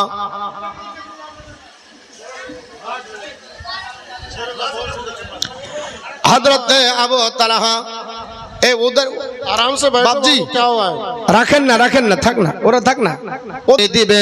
আর নবীর বাজো যদি জমিনে পড়ে যায়, আর আল্লাহর দরবারে যদি আমাকে হাজির হতে হয়, আল্লাহর আদালতে গিয়ে যদি আমি আল্লাহর দরবারে উপস্থিত হই, আমার আল্লাহ যদি বলে, কা আপনার তালহা, তুমি নবীর পাশে দাঁড়িয়েছিলে আর নবীর বাজু কেটে পড়ে গেল, আবু তালহা তুমি কথা বলতে পারবে না, আল্লাহর আদালতে তুমি দাঁড়াতে পারবে না। ওরে আবু তালহা, তোমাকে পৃথিবীতে বেঁচে থাকলে নবীর আপনার হাত অক্ষত রেখে নিজের হাত কেটে দিতে হবে। হযরত তালহা রাদিয়াল্লাহু তাআলা আবু তালহা নিজের হাতটা বাড়িয়ে দিয়েছেন, আর আপনার বলা হচ্ছে তরবারি লেগে হযরত আবু তালহার হাত জমিনে পড়ে লাস্তে লেগেছে। পৃথিবীর জমিনে সাহাবা کرامরা এইভাবে আপনার বলা হচ্ছে নিজের জীবনকে বাজি রেখে বাবা যুদ্ধ করেছে। ও মুসলমান, পৃথিবীর জমিনে আপনার যুদ্ধের ময়দানে আপনার খবর হয়ে গেল, মদিনার মার্কেটে খবর হয়ে গেল, ও মদিনাবাসীরা, কে তোমরা আছো গো? তোমাদের নবী আর পৃথিবীতে নাই, দয়ার নবী পৃথিবীর জমিন থেকে বিদায় নিয়ে চলে গেছে, নবী নাকি ইন্তিকাল করেছে। এই খবরটা মদিনায় পৌঁছে গেল। আল্লাহর নবীর প্রিয় সাহাবী হযরত হানজালা রাদিয়াল্লাহু তাআলা সবে মাত্র বিবাহ করেছেন, বাসর রাত্রি পালন হয়েছে, বিবির সঙ্গে সহবাস হয়েছে, ফরজ গোসল করতে যাবে। এই খবরটা হযরতে হানজালার আপনার কর্ণকহরে পৌঁছালো। হযরতে হানজালা মনে মনে চিৎকার করে, হানজালা, এখন ফরজ গোসল করবি না নবীর জন্য যুদ্ধের ময়দানে যাবি? ফরজ গোসল কার জন্য করবি? আমার নবী যদি না থাকে, যুদ্ধের ময়দানে যদি ইন্তিকাল করে, শাহাদাত বরণ যদি করে, আর আপনার থেকে লাভ হবে না। হযরতে আমি আপনার হানজালা রাদিয়াল্লাহু তাআলা পৃথিবীর জমিনে মুসলমান ফরজ গোসল ব্যতি রেখে তোর বাড়ি আর আপনার বলা হয়েছে আপনার বললাম নিয়ে হযরতে হানজালা রাদিয়াল্লাহু তাআলা যুদ্ধের ময়দানে ঝাঁপিয়ে পড়লেন। আপনার কচু গাছ কাটা করে, কলা গাছ কাটা করে কাফেরদেরকে আপনার কেটে সাফ করার পরে শেষ পর্যন্ত তিনিও সাদ্দাত বলে একজন আপনার কাফির শহীদ হানজালা রাদিয়াল্লাহু তাআলাকে আপনার শহীদ করেছিল। ইন্না লিল্লাহি ওয়া ইন্না ইলাইহি রাজিউন। সাহাবাদের ভিতরে আপনার 70 জন সাহাবী পৃথিবীর জমিনে আপনার বলা হচ্ছে শাহাদাত বরণ করলো। কতজন বললাম? 70 জন সাহাবী আপনার শহীদ হয়েছিল আপনার পৃথিবীর জমিনে। আর একজন আপনার সাহাবী নাম হলো হযরতে মালিক বিন সিনান। মালিক বিন সিনান রাদিয়াল্লাহু তাআলা। মালিক হলো বাবার নাম, সিনান হলো ছেলের নাম। মালিক বিন সিনান বলেছিল, নবী গো, উহুদের যুদ্ধে সবাই টাকা দিল, পয়সা দিল, গয়না দিল, আমি কিছুই দিতে পারলাম না ইয়া রাসূলুল্লাহ। ও নবী আমার আপনার বলে হয়েছে কলিজার টুকরোটাকে নিয়ে যান, যদি পৃথিবীর জমিনে শাহাদাত বরণ করে আমি আল্লাহ দরবারে শুকরিয়া আদায় করব, আর যদি শহীদ হয়ে যায় তাহলে আমাকে মদিনার চেহারা, মদিনাতে আমার আপনার ছেলের চেহারাটা একটু দেখাবেন। আল্লাহর নবীকে বলে হযরতে মালিক বিন সিনানকে নিয়ে গেছিল, তিনিও আপনার ওই যুদ্ধে শহীদ হয়েছিলেন, তবে বাবা তিনি জিন্দা হয়েছিলেন। ঘটনাটা পরে বলবো। হযরতে মালিক বিন সিনান রাদিয়াল্লাহু তাআলা পৃথিবীর জমিনে জিন্দা হয়েছিলেন। এই ঘটনাটা কোথায় পাবেন? তাফসিরে নাইনের ভিতরে আপনার সূরা ইউসুফের ব্যাখ্যাতে আপনার বলা হয়েছে, দেওয়া হয়েছে ও মুসলমান পৃথিবীর জমিনে উহুদের যুদ্ধ আপনার তুমুল ভাবে চলে। আপনার পৃথিবীর জমিনে আল্লাহর নবীর সাহাবীদের ভিতরে বললাম বাবা 70 জন আপনার পৃথিবী থেকে আপনার বিদায় দিয়ে চলে গেল, শাহাদাত বরণ করলো। একটাই কারণে আমার নবীর আপনার কথাটাকে তিনারা পৃথিবীর জমিনে সম্পূর্ণ বাস্তবে রূপায়ণ না করার কারণে এই অবস্থায় যখন হয়ে গেল, আবু সুফিয়ান দেখলো আমাদের আপনার বিজয় হবে। আবু সুফিয়ান আপনারা বলে হয়েছে আশরাফ আবু সুফিয়ান। ওই অবস্থায় আপনার আবু সুফিয়ান পাহাড়ের উপর উঠলো। কে উঠলো? আবু সুফিয়ান। হাদিসে বলছে ওই অবস্থায় আপনার বলে হচ্ছে আশরাফা আবু সুফিয়ান।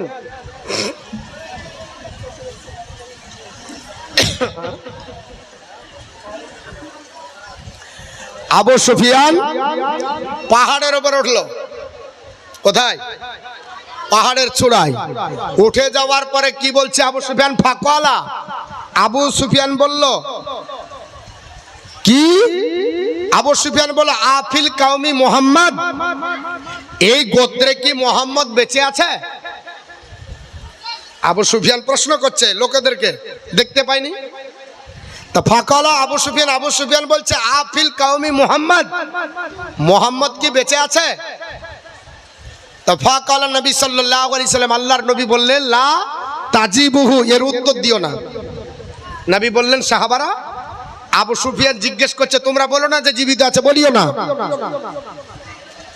আবার আবু সুফিয়ান ফাকালা, আবার আবু সুফিয়ান বলল আফিল কাউমি ইবনে আবি কুহাফা, এখানে কি আপনার বলা হচ্ছে আবু কুহাফার ছেলে আবু বাক্কার জীবিত আছে? আবু কুহাফা আছে? ফাকালা নবী সাল্লাল্লাহু আলাইহি সাল্লাম, আল্লাহর নবী আবার বলেন লা তাজিবুহু, তাদের কোনো উত্তর দিও না। আবার আবু সুফিয়ান উঠে বলছে আফিল কাউমি ইবনুল খাত্তাব, এখানে কি খাত্তাবের ছেলে উমার আছে? তো ওই সময়তে নবী আমার কিছু বললেন না, নবী কিছু বললেন না। আবু সুফিয়ান ফাকালা, আবু সুফিয়ান এবার বলছে ইন হাউলাই, নিশ্চয় তারা সবাই কুতিলা, মৃত্যুবরণ করেছে। জোরে বলুন আস্তাগফিরুল্লাহ। আবু সুফিয়ান কি বলল? আমি মোহাম্মদ বলে চিৎকার করলাম, উত্তর দেয়নি। আবু বাক্কার বলে চিৎকার করলাম, উত্তর দেয়নি। আবার উমর বলে চিৎকার করছি, সেও উত্তর দিল না। তাহলে ইন হাউলাই কুতিলা, তারা সবাই মৃত্যুবরণ করেছে। লাউ কানু আহইয়া, যদি তারা জীবিত থাকতো তাহলে আপনার বলে আছে তাজিবুহু, তারা উত্তর দিত। আর যেমনি বলা উমারে ফারুক আজম আপনার লাম,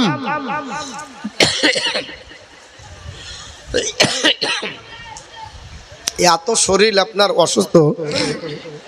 আল্লাহুম্মা তো শোনেন, হযরত আপনার উমর রাদিয়াল্লাহু তাআলা আনহু লাম আপনার ইয়ামলিক উমার নফসাহু, হযরত উমারের ধৈর্য ধরলেন। লাম ইয়ামলিক উমার নফসাহু, উমার নিজেকে আর কন্ট্রোল করতে পারলেন না।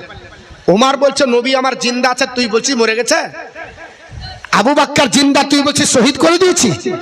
উমার তাও বলছিস যে শহীদ হয়েছে। তো লাম আপনার বলা হচ্ছে লাম ইয়ামলিক উমার নফসাহু, উমার আর ধৈর্য ধরতে পারলেন না। উমার দাঁড়িয়ে বলল ফাকালা, উমার রাদিয়াল্লাহু তাআলা বললেন কাজ্জাবতা, এ মিথ্যাবাদী, শোন আদুল্লাহি, আল্লাহর দুশমন, এ আবু সুফিয়ান, আল্লাহর দুশমন তো শুনে রেখে দেন। বাকাল্লাহু আলাইকা মা তুখজিনা তুখজি, আল্লাহ পাক তোর এখনো ওটা বাকি রেখেছে, যেটাকে দিয়ে আল্লাহ তোকে বেইজ্জত করবে। এটা বাকি আছে, শুনে রেখে দে, উমার এখনো জিন্দা আছে, তুই বেইজ্জত হবি, তুই মনে করিস না।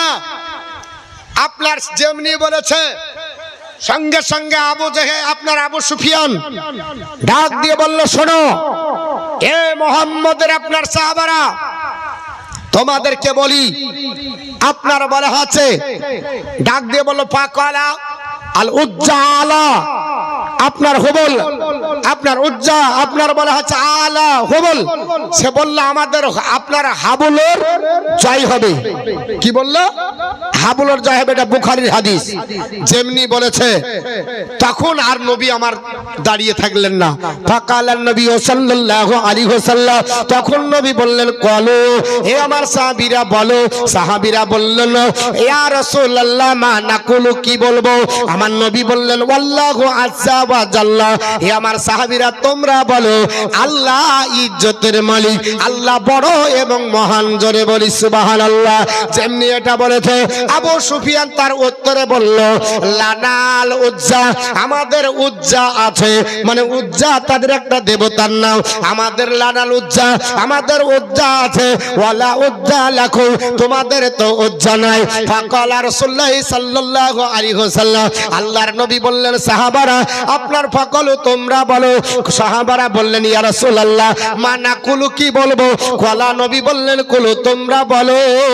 হে আমার সাহাবীরা তোমরা বলো, আল্লাহু মাওলানা ওয়ালা মাওলাকু, হে সাহাবীরা তোমরা বলো, আল্লাহ হচ্ছে আমাদের মালিক, আমাদের মাওলা, আমাদের অভিভাবক, তোমাদের কোনো অভিভাবক নাই। সুবহানাল্লাহ, সুবহানাল্লাহ। আমার নবী শিক্ষা দিচ্ছে।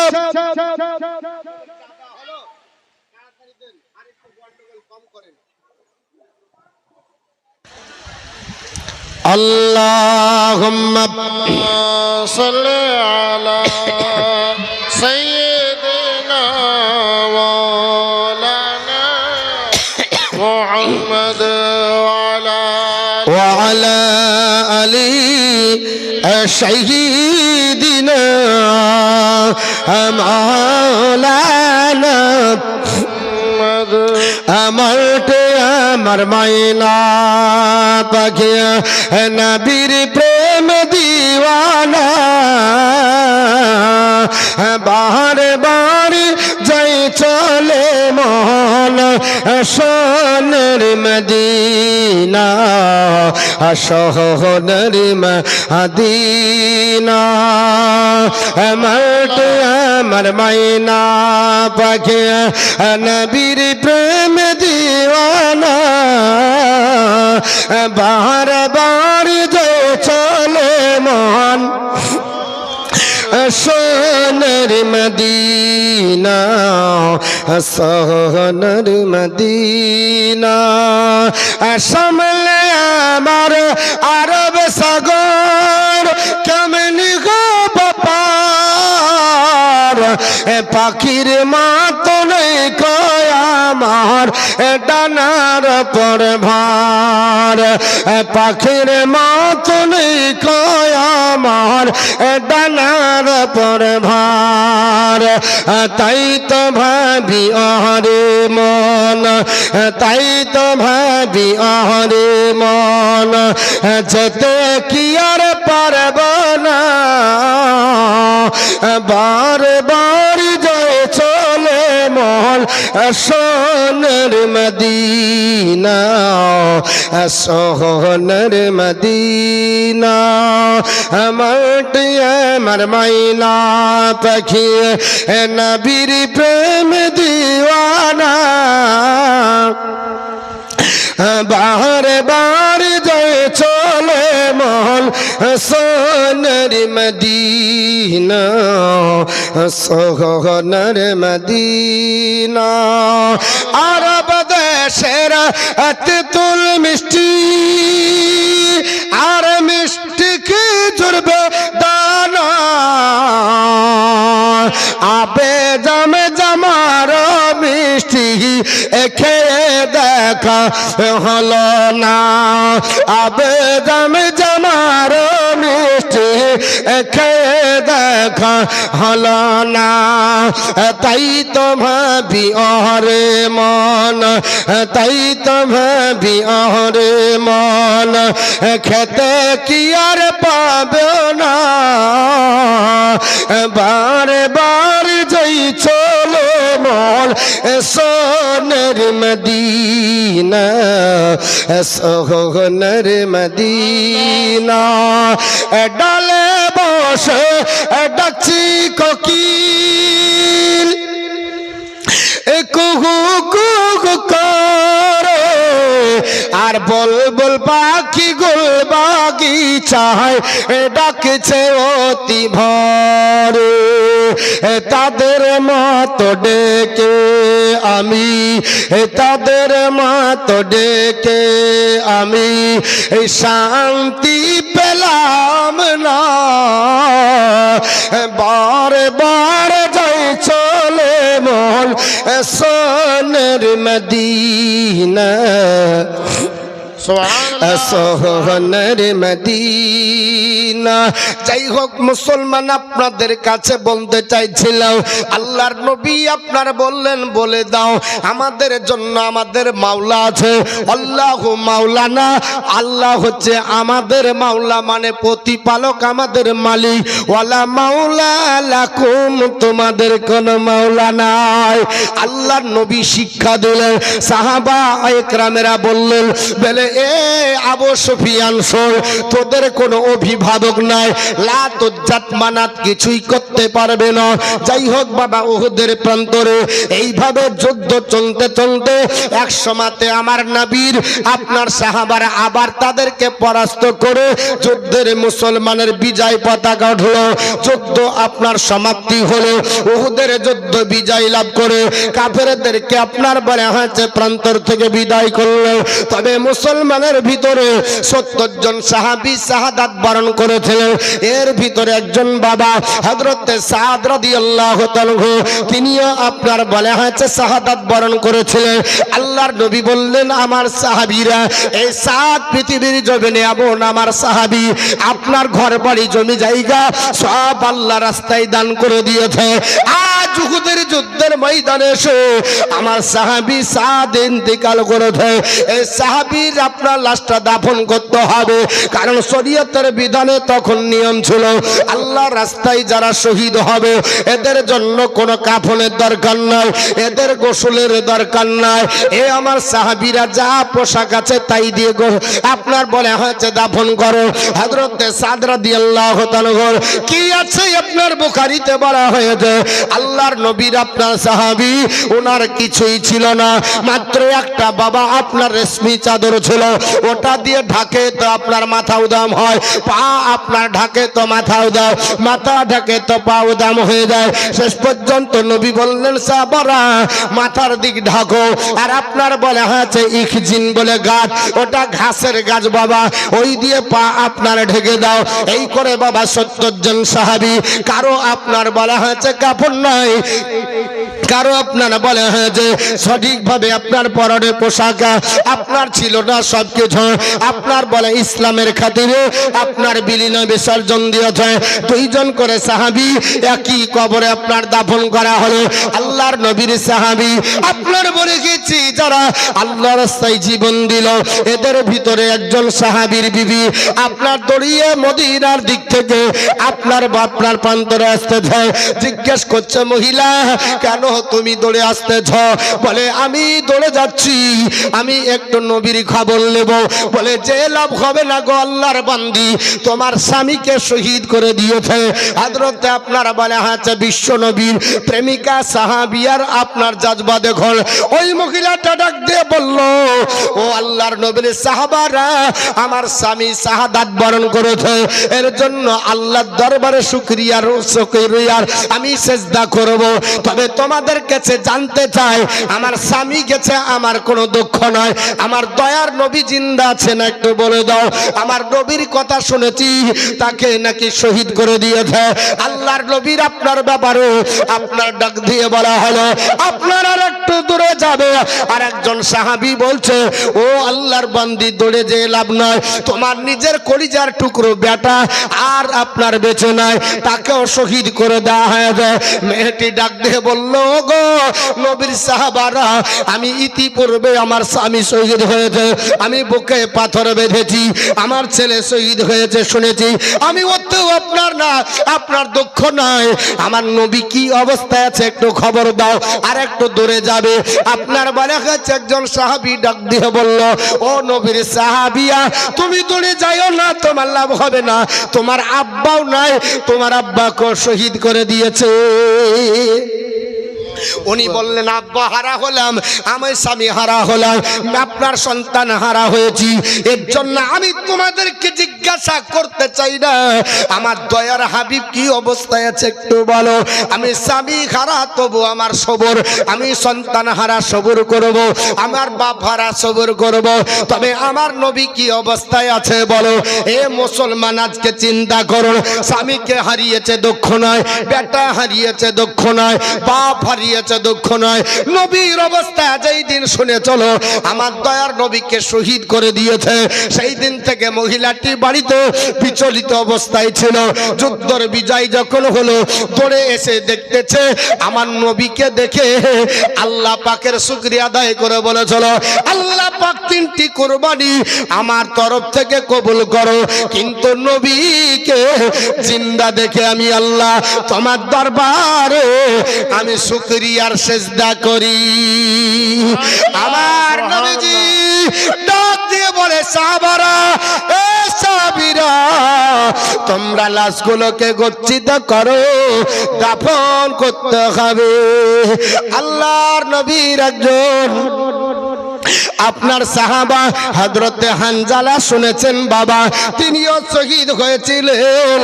আপনার বলে হচ্ছে হানজালার বিবি শুনতে পেয়েছে, নাই নাই, আমার স্বামী পৃথিবীতে নাই, স্বামী ইন্তিকাল করে চলে গেছে। স্বামী তো ফরজ গোসল করেনি, স্বামীর তো গোসল ফরজ ছিল, কিন্তু শহীদদের ফরজ গোসল না। আপনার শহীদদের জন্য গোসল হয় না, তাদের জন্য কাফন হয় না। দৌড়ে এসে আল্লাহর নবীকে বলছেন, নবী গো, সবার বিনা গোসলে দাফন করবেন, সবাইকে বিনা গোসলে মাটি দেবেন, ইয়া রাসূলুল্লাহ আমার স্বামীকে দেবেন না। কে তুমি? ডাক দিয়ে বলল, নবীজি, আমি হলাম ওই হানজালার বিবি, যিনি আমাকে বিবাহ করে বাসর রাত্রিতে আমার সঙ্গে মিলামেশা করে, আমরা মধুর মিলনে আমরা লিপ্ত ছিলাম। ইয়া রাসূলুল্লাহ, মিলনের পরে আমার স্বামী গোসল করতে যাবে হানজালা, ইতিপূর্বে মদিনায় খবর হয়ে গেল। ও মদিনাবাসী রে, কে তোমরা আছো? আজ বিবির মহাব্বত একদিকে, বাবা বেচার মহাব্বত একদিকে, বাপের মহাব্বত একদিকে, সন্তানের মহাব্বত একদিকে, কাকে তোমরা ভালোবাসো? আর তোমাদের নবী নয়, নবীকে শহীদ করে দেওয়া হয়েছে। ইয়া রাসূলুল্লাহ, আমার স্বামী শোনার পরে তাড়াতাড়ি গোসলের লুঙ্গি গামছা রেখে তরবারি আর আপনার তীর নিয়ে আমার কাছ থেকে বিদায় নিয়ে এসেছে। ওগো নবী, শাহাদাত বরণ করেছে, আমার হানজালাকে গোসল দিবেন। নবী বলে, সাহাবারা, আমার হানজালার লাশটা খোঁজো। আল্লাহর নবীর সাহাবারা লাশ খুঁজতেছে। আমার আল্লাহ জিবরিল আমিনকে দিয়ে খবর দিয়ে পাঠাই, বলে, জিবরিল, আমার নবীকে জানিয়ে দাও যে বিবির মহব্বত, বাচ্চার মহব্বত, ফরজ গোসলের মহব্বত সব ত্যাগ করে নবীর জন্য এসে শাহাদাত বরণ করে। আমি আল্লাহ পাক হানজালের গোসলের ব্যবস্থা আমি দুনিয়ার কোনো পানি দিয়ে করব না। জোরে বল সুবহানাল্লাহ। এবার বলে হয়েছে শুনে নিন ও আল্লাহর পয়গম্বর আপনার সাহাবী হানজালাল্লাহ আমার আল্লাহ পাক ফেরেশতাদের মাধ্যমে আকাশে উড়িয়ে নিয়ে গিয়ে আপনার হাউজে কাউসারের পানিতে জান্নাতি ফেরেশতারা গোসল দিতেছে ইয়া রাসূলুল্লাহ ইন্তজার করুন আল্লাহর নবী কিছুক্ষণ অপেক্ষা করলেন হানজালা লাশটা দেখা গেল আবার জমিনে পড়ে আছে নবী আপনার দেখতেছেন হানজালার লাশ দিয়ে টপ টপ করে পানি ঝরে আমার নবী ডাক দিয়ে বললেন ও সাহাবীরা তোমরা শুনে রেখে দাও জান্নাতি মেহমানকে যদি দেখতে হয় একটু গোসল করে দুলহা সেজে বসে আছে দেখে না নারে তাকবীর নারে তাকবীর নারে রিসালাত আজমতে সাহাবা সুবহানাল্লাহ সুবহানাল্লাহ আর একজন সাহাবী যার নাম হচ্ছে মালিক বিন সিনান ইনি এই উহুদের যুদ্ধে শহীদ হওয়ার পর জিন্দা হয়েছিলেন এটা তাফসিরে নাইমিতে সূরা ইউসুফের ব্যাখ্যাতে বলা হয়েছে মালিক বিন সিনানের ধারণা ছিল মদিনাতে যেন লাশটা দেখায় ওনাকে খাটলিতে নিয়ে আসা হচ্ছিল আর এই অবস্থায় সিনান দৌড়ে আসছিলেন যে আমার ছেলে ইন্তিকাল করেছে তো মালিক বিন সিনান লাশ দেখবে বলে আসছে হযরত আবু বকর সঙ্গে দেখা আবু বকর ও নবীর সাহাবী আমার ছেলে কোথায় তো আবু বকর সিদ্দিক বলছেন উনি যেভাবে এসেছে আমি যদি বলি যে তোমার ছেলে শহীদ হয়েছে তাহলে হয়তো তিনি হার্ট অ্যাটাক করবে এর জন্য মৃত্যুর খবর যারা দোতলা তিনতলায় কাজ করে হার্টের পেশেন্ট তাকে বলেন না হঠাৎ করে আজকা বলতে হয় না কেন নার্ভ ফল ডাউন করবে হার্ট ব্লক হয়ে যাবে রক্তচাপ বেড়ে যাবে মাথা ঘুরে পড়বে আস্তে আস্তে স্বাভাবিক করো হযরত আবু বকর সিদ্দিক বলে তোমার ছেলে পেছনে আসছে উনি বলেননি শহীদ হয়েছে বলেননি জিন্দা আসছে বলেছেন কোনোটাই বলেননি এই অবস্থায় যখন হলো তো ওনার ধারণা সিনানের ধারণা যে আমার ছেলে হয়তো তাহলে জিন্দা আসছে আর আবু বকর সিদ্দিকের ধারণা যে আস্তে আস্তে বিষয়টা বুঝে নেবে হযরত ওমরের সঙ্গে দেখা ওমরকে বলছে হুজুর আমার ছেলে কোথায় হযরত ওমর রাদিয়াল্লাহু তাআলা বলছেন আবু বকর বলছে পিছনে আসছে আর আমি যদি বলি শহীদ হয়েছে তো আবু বকর তো মিথ্যা হয়ে যাবে তো তিনিও বললেন পিছনে আসছে এই করে ওসমান গনির সঙ্গে দেখা তিনিও বললেন পিছনে আলীর সঙ্গে দেখা তিনিও বললেন পিছনে সঙ্গে সঙ্গে জিবরিল আমিন হাজির ইয়া রাসূলুল্লাহ আপনার সাহাবীকে নিচে নামান আল্লাহ পাক তাকে পুনরায় জীবন দান করেছে জোরে বল সুবহানাল্লাহ এই সাহাবী রক্তমাখা শরীর নিয়ে খাটলির উপর দাঁড়িয়ে গেছে নবী আমার চোখের পানি ছেড়ে কান্না করে বলেন এ আমার সাহাবারা এই মালিক বিন সিনানের পুনরায় জীবিত হওয়ার একটাই কারণ আমার আবু বকর সিদ্দিকের কথা আল্লাহ বাস্তবে সত্যতে পরিণত করার জন্য জোরে বলুন সুবহানাল্লাহ কারণ আবু বকর সিদ্দিক চেয়েছিলেন আস্তে আস্তে বিষয়টা বুঝুক কিন্তু তার বাপের ধারণা ছিল যে আমার বেটা তাহলে মনে হয় পিছনে হেঁটে আসছে কিন্তু আল্লাহ পাক আবু বকর সিদ্দিকের জবানের হিফাজতের কারণে এই আপনার বলা হয়েছে বিষয়টাকে আল্লাহ পাক পুনরায় জীবিত করলো তো যাই হোক এই আপনার বলা হয়েছে উহুদের যুদ্ধ 70 জন সাহাবী পৃথিবীতে থেকে বিদায় নিয়েছিলেন মুসলমানদের বিজয় হলো তৃতীয় হিজরি এই তৃতীয় হিজরির পরে আর এক বছর যেতে না যেতে চতুর্থ হিজরিতে আবার একটা বিশাল বড় ঘটনা গাতফান বলে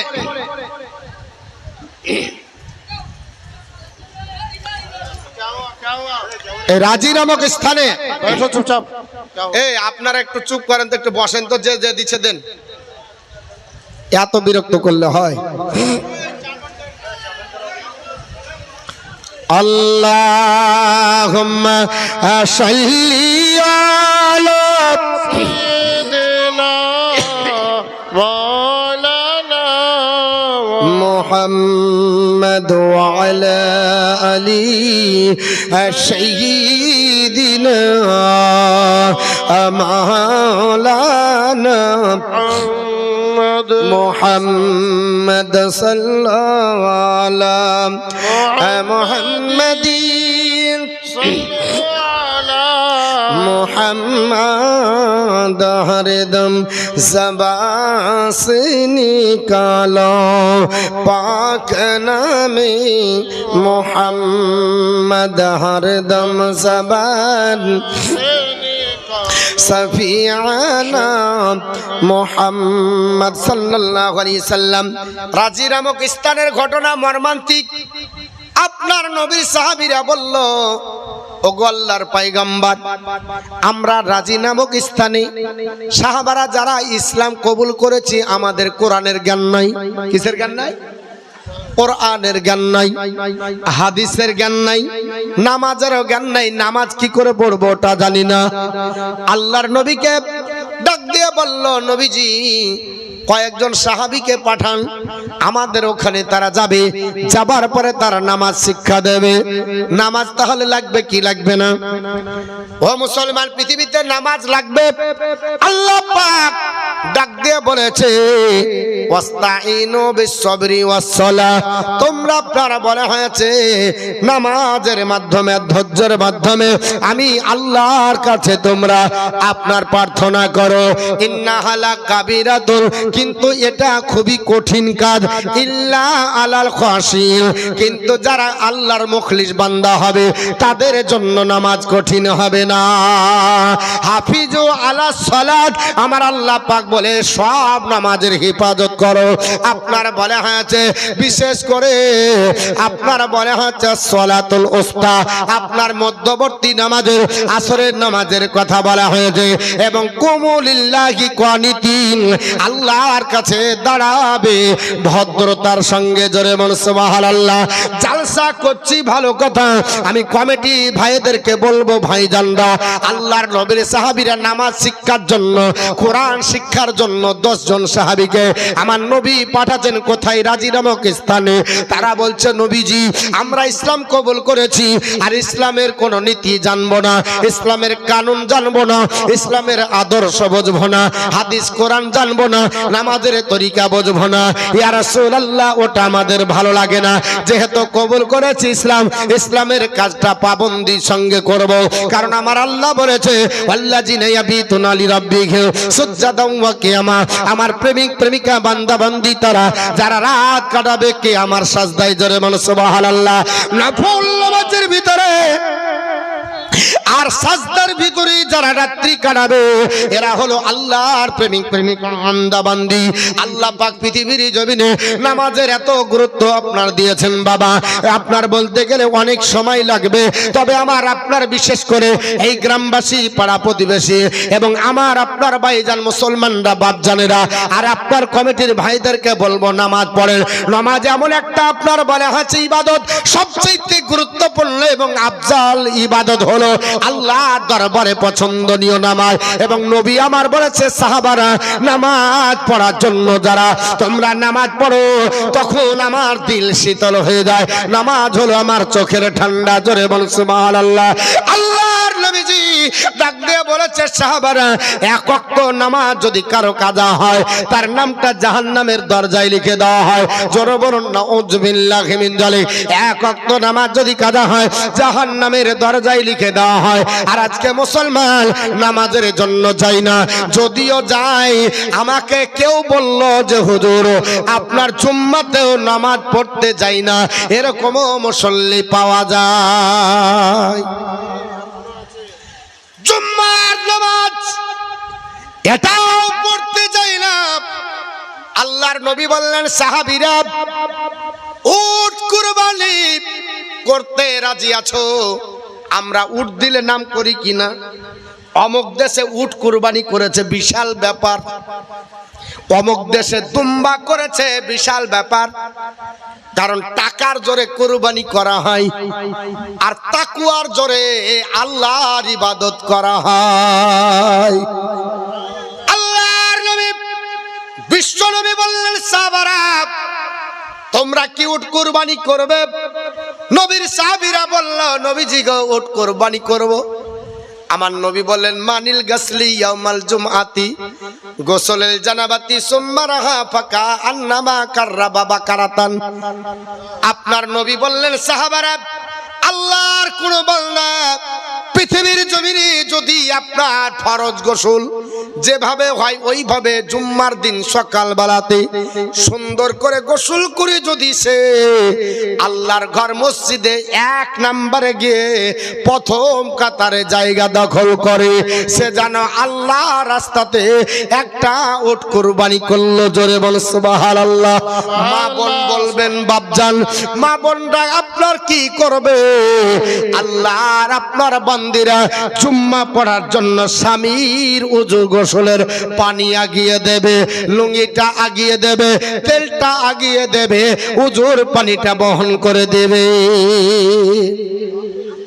আল্লাহর নবী বললেন, যদি পৃথিবীর জমিনে ফরজ গোসলের মতো গোসল করার পর 1 নম্বরে হতে হবে, কন্ট্রোলের লাইনে 1 নম্বর হয়, দুয়ারে সরকারে 1 নম্বর হয়, ডাক্তারের কাছে গিয়ে হলেও টাকা দিয়ে প্রেসক্রিপশনটা যেন আমার আগে হয়, কম্পাউন্ডারকে বলি আমাকে একটু আগে ভরে দাও, ঠিক না বেটি?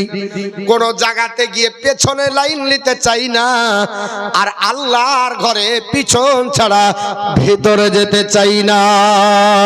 নবী বললেন সাহাবারা, আল্লাহর ঘরে 1 নম্বরে জুম্মার দিন যদি হয় একটা উট কোরবানির সব পাওয়া যাবে। বলেন আপনার টাকা থাকলে টাকার জোরে বছরে একবার উট দিতে পারবেন, তার বেশি নয়। আর আমার নবী বলছে তাকওয়ার জোরে বছরে 52টা উট কোরবানির সব পাওয়া যাবে, কারণ বছরে 52টা জুম্মা আসে। আরে আমার সাহাবীরা শুনে রেখে দাও, আমার উম্মতারিরা আল্লাহর ঘরে জুম্মার দিনে ফরজ গোসলের মতো গোসল করবে সুন্দর ভাবে। আর 1 নম্বরে তোমরা দীক্ষিত হবে, তোমাদের নামায় আমলে আমার আল্লাহ পাক একটা উট কোরবানির সাথ দেবে। সাহাবীরা বললেন নবীজি, আমরা যদি 1 নাম্বার না হতে পারি 2 নাম্বার হলে কি হবে? নবী বললেন মান রাহা ফিসাতি সানিয়াতি, আল্লাহর বান্দা যদি 2 নাম্বার হয় ফাকা আন্নামা কাররাবা বাকারাতান, সে যেন আল্লাহর রাস্তাতে একটা গাভী কোরবানি করলো। যদি তাও না পারা যায় মান রাহা ফিসানি সালিসাতি, আল্লাহর বান্দা যদি 3 নাম্বার হয় ফাকা আন্নামা কাররাবা কাবসান আকরানান, সে যেন আল্লাহ রাস্তাতে একটা সিং বিশিষ্ট মেষ কোরবানি করলো। যদি 3 নাম্বার হতে না পারা যায় 4 নম্বরে আল্লাহর ঘরে ঢুকবেন। মান রাহা ফিসাতি রাবিয়াতি, আল্লাহর ঘরে যদি জুম্মার দিন ফরজ গোসলের মতো সুন্দর গোসল করে 4 নম্বরে যদি আল্লাহর ঘরে ঢুকে ফাকা আন্নামা কাররাবা, আপনার বলে আছে দাদা জাতাল, নবী বললেন সে যেন আল্লাহ রাস্তাতে একটা মোরগ কোরবানি করলো। যদি তাও না পারে সাহাবীরা সান্ত্বনা পুরস্কারটা তোমরা নিতে পারবে। আমার নবী বললেন মান রাহা ফিসাতিল খামিসাতি, আল্লাহর কোন বান্দা যদি জুম্মার দিন ফরজ গোসলের মতো গোসল করে জুম্মার দিন যদি 5 নম্বরে আল্লাহর ঘরে গিয়ে ঢুকে আপনার জুম্মার নামাজ আদায় করে ফাকা আন্নামা কাররাবা বাইজাদান, সে যেন আল্লাহ রাস্তাতে একটা আপনার ডিম কোরবানি করলো। জোরে বল সুবহানাল্লাহ। 5-এর উপরে যারা যাবে এরা আপনার বলা হয়েছে এরা নবীর অফার পাবে না। 5-এর পরে যারা যাবে এরা জুম্মার নামাজের নেকি পাবে, জামাতের নেকি পাবে। কিন্তু নবী যে 1 থেকে 5 নাম্বার অফার দিয়েছে, উট কোরবানি করার সব, গাভী কোরবানি করা সব, মেষ কোরবানি করা সব, মোরগ কোরবানি করা সব এবং আপনার ডিম কোরবানি সব 5-এর পরে গেলে তাদের নসিবে জুটবে না। আমরা জুম্মাতে ইনশাআল্লাহ যাব। তো বলছিলাম বাবা, অনেক আপনার হাদিস কোরআন আছে, নামাজ সম্পর্কে বলতে গেলে টাইম পার হয়ে যাবে।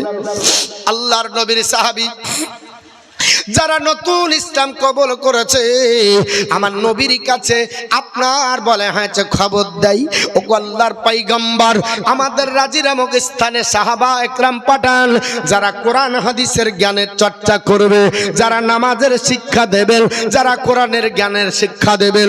আল্লাহর নবী পৃথিবীর জমিনে 10 জন সাহাবা একরাম যারা হাফেজে কোরআন ছিল ইনাদেরকে ঠিক করলেন। আল্লাহর নবীর আপনার সাহাবী আপনার খুব খুবাইবকে ঠিক করলেন, যায়েদ বিন দানেসাকে ঠিক করলেন, আব্দুল্লাহ বিন তারিককে ঠিক করলেন। আপনার বলা হয়েছে এই যে আপনার কিছু সাহাবী এবং পৃথিবীর জমিনে হযরত আপনারা বলা হয়েছে আপনার এই রকম সাহাবীদেরকে আল্লাহর নবী ঠিক করলেন। বাবা এই করে 10 জন কোরআনের হাফেজকে বললেন ওই রাজি নামক স্থানে তোমরা চলে যাও, ওখানে ইসলামের জ্ঞান দেবে, আল্লাহর কোরআনের শিক্ষা দেবে, নামাজ পড়ার তোমরা শিক্ষা দেবে। এই 10 জন সাহাবী বাবা হযরত আসিম বিন সাবিত নেতৃত্ব দিলেন। আসিম বিন সাবিত পৃথিবীর জমিনে ইনি একজন নেতা ছিলেন। বাবা আসিম বিন সাবিতের নেতৃত্বে 10 জন সাহাবীর দল আপনার রাজি নামক স্থানের দিকে যাত্রা করছে। যখন তারা আপনার বলে হাতে গাতফান বলে একটা জায়গাতে উপনীত হলো, ওই রাজি নামক স্থানের আপনার বলে হাতে হুজাইল গোত্রের লোকেরা খবর পেয়ে গেল, ও হুজাইল গোত্রের লোকেরা তোমরা কি আর জানো বলে জানি না ওই মদিনার নবী মুহাম্মদ সাল্লাল্লাহু আলাইহি ওয়াসাল্লাম পৃথিবীর জমিনে ইসলামকে আপনার প্রচার করেছে। আমাদের রাজি নামক স্থানে কিছু মানুষ ইসলামের আপনার অনুসারী হয়ে গেছে, ইসলাম ধর্ম কবুল করেছে, তার কলমা পড়ে নিয়েছে। আপনার বলে হয়েছে মুহাম্মদ সাল্লাল্লাহু তাআলা আলাইহি ওয়াসাল্লাম 10 জন সাহাবীকে এখানে পাঠাতে, আর ওরা যদি আসে কোরআনের জ্ঞান দিতে দিতে আরো মানুষকে কোরআন পড়িয়ে আর ইসলামের কলমা পড়িয়ে তারা মুসলমানের দল ভারী করে ফেলবে। সুবহানাল্লাহ। হুজাইল গোত্রের লোকেরা ডাক দিয়ে বলল কি করা যাবে? 100 জন তীরন্দাজ। কতজন? 100 জন তীরন্দাজ, যারা তীর বল্লম নিয়ে যা চালাতে পারে। 100 জন তীরন্দাজকে তারা বলল এ হুজাইল গোত্রের লোকেরা ওই গাতফান নামক জায়গাতে মুসলমানরা জায়গা নিয়েছে, এরা আপনার এক পা জানো আমাদের রাজি নামক স্থানে না ঢোকে। আল্লাহর নবীর সাহাবীরা আপনার পাহাড়ের পাদদেশে এনারা জায়গা দখল করেছিলেন। 100 জন তীরন্দাজ আসার পরে তাদেরকে ঘিরে ফেললো। 10 জন সাহাবী তারা আপনার পাহাড়ের উপর উঠলেন। এই 10 জন সাহাবী বললেন কি ব্যাপার বলে তোমরা পৃথিবীর জমিনে ধরা দাও, না হলে তোমাদেরকে প্রাণে মেরে দেব। 100 জন তীরন্দাজ এরা তীর নেজা বল্লম চালাতে লাগলো। 10 জন সাহাবীর হাতে কিছুই ছিল না, এরা তো ইসলামের জ্ঞান দেওয়ার জন্য গেছিলেন, হাদিস পড়াবেন, কোরআন পড়াবেন, নামাজের শিক্ষা দেওয়ার জন্য যাচ্ছিলেন।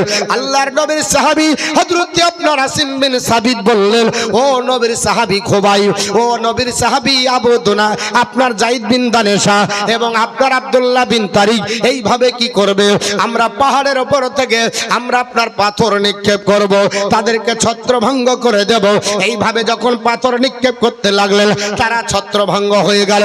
তারা আপনার ওই সময় চালাকি করে মুনাফিকি চাল চেলে বলল হে আপনার নবীর সাহাবীরা, আমরা তোমাদের সঙ্গে যুদ্ধ করব না, আমরা তোমাদের সঙ্গে একটা ফয়সালা করতে যাই। কিসের জন্য এসেছেন, কি করবেন তার জন্য একটু আপনার উভয়ে বসে আমরা মীমাংসা করব।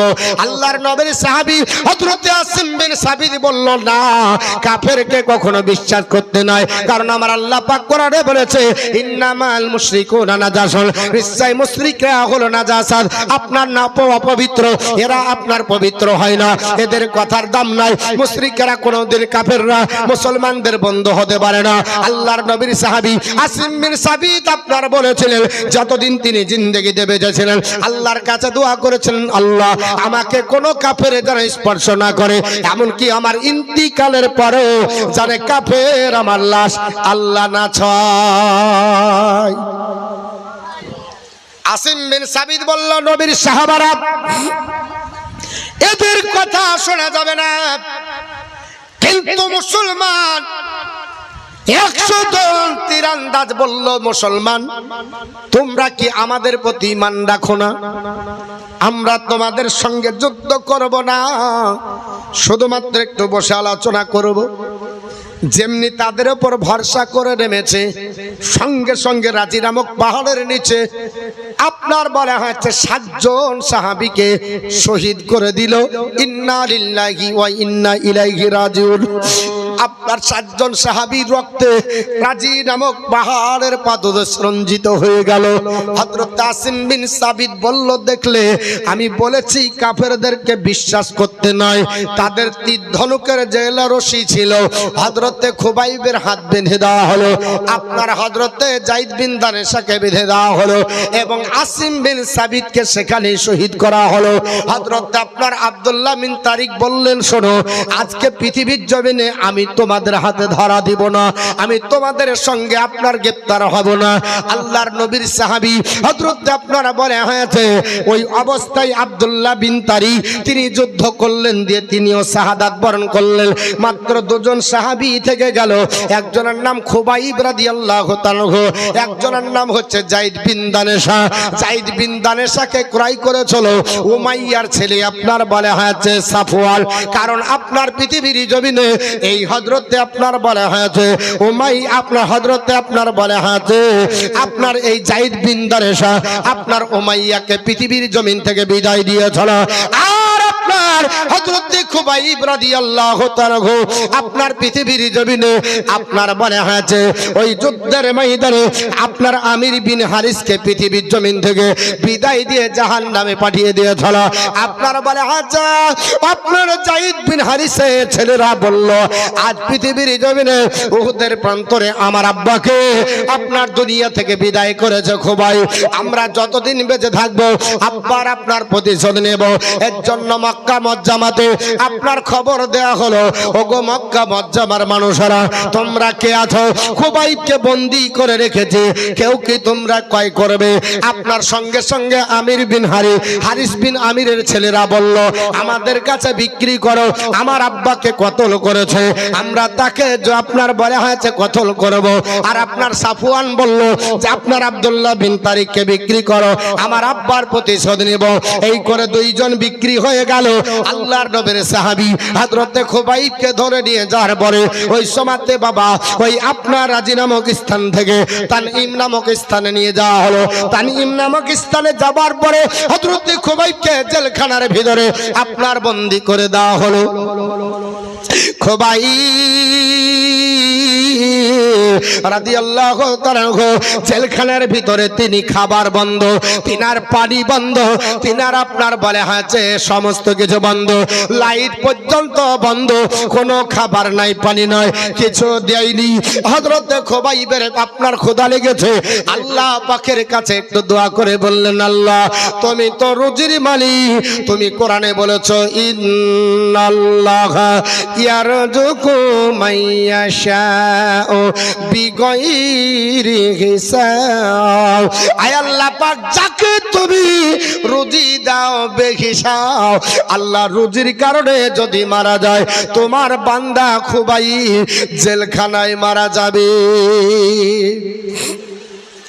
আমার আল্লাহর রহমতের দয়ায় উঠে বলল, আল্লাহ পাক জিবরিলকে বলল, জিবরিল লাব্বাইক আল্লাহ, খবর বলেন। হে জিবরিল, জান্নাত থেকে খঞ্চা বোঝাই আঙ্গুর আমার খুবাইবের জেলখানার ভিতরে ভরে দাও, জোরে বলুন। আল্লাহর নবীর সাহাবী খুবাইব তিনি জেলখানার ভিতরে দেখছেন জান্নাতি আঙ্গুরের সুগন্ধ, তিনি জান্নাতি আঙ্গুর খাচ্ছে। আমির বিন হারিসের মেয়ে বলতেছে, আমি খুবাইবকে দেখলাম টাটকা আঙ্গুর খেতে, কিন্তু যখন আমাদের জেলখানায় ভরা হয় ওই সময়তে গোটা মক্কা মজ্জামায় মদিনাতুল মানওয়ারায় কোন জায়গাতে আঙ্গুরের চাষ ছিল না। আল্লাহ পাক আপনার বলা হয়েছে নবীর সাহাবীকে এত পছন্দ করলেন, হযরতে খুবাইবের খোদার যন্ত্রণা নিবারণের জন্য আল্লাহ পাক দুনিয়ার ভিতরে জান্নাতি আঙ্গুর দিয়ে তাকে আপনার খোদা নিবারণ করালেন। আপনার খুবাইব পৃথিবীর জমিনে তিনি আপনার জানতে পারলেন আমাকে আর বেশি দিন রাখবে না, জেলখানার ভিতর থেকে আপনার বের করার পরে আমাকে তানঈম নামক ফাঁসির মঞ্চে ঝোলাবে। তিনি বললেন মৃত্যুর আগা দিন পর্যন্ত মানুষ পরিষ্কার পরিচ্ছন্ন হতে হয়। আল্লাহর নবী বলেছে নখ কেটে ভালো, চুল কেটে ভালো, যেগুলো ফিতরাত কেটে ভালো।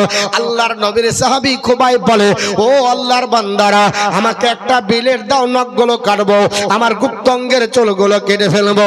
ওই অবস্থায় হযরত খুবাইবের কাছে হারিস বিন আমিরের মেয়ের বাচ্চা ছেলে হামাগুড়ি দিয়ে ঢুকে পড়েছে। হযরত খুবাইব নিজের ওর উপর দিয়ে আপনার বলে হচ্ছে মেহমানদারি করতেছে।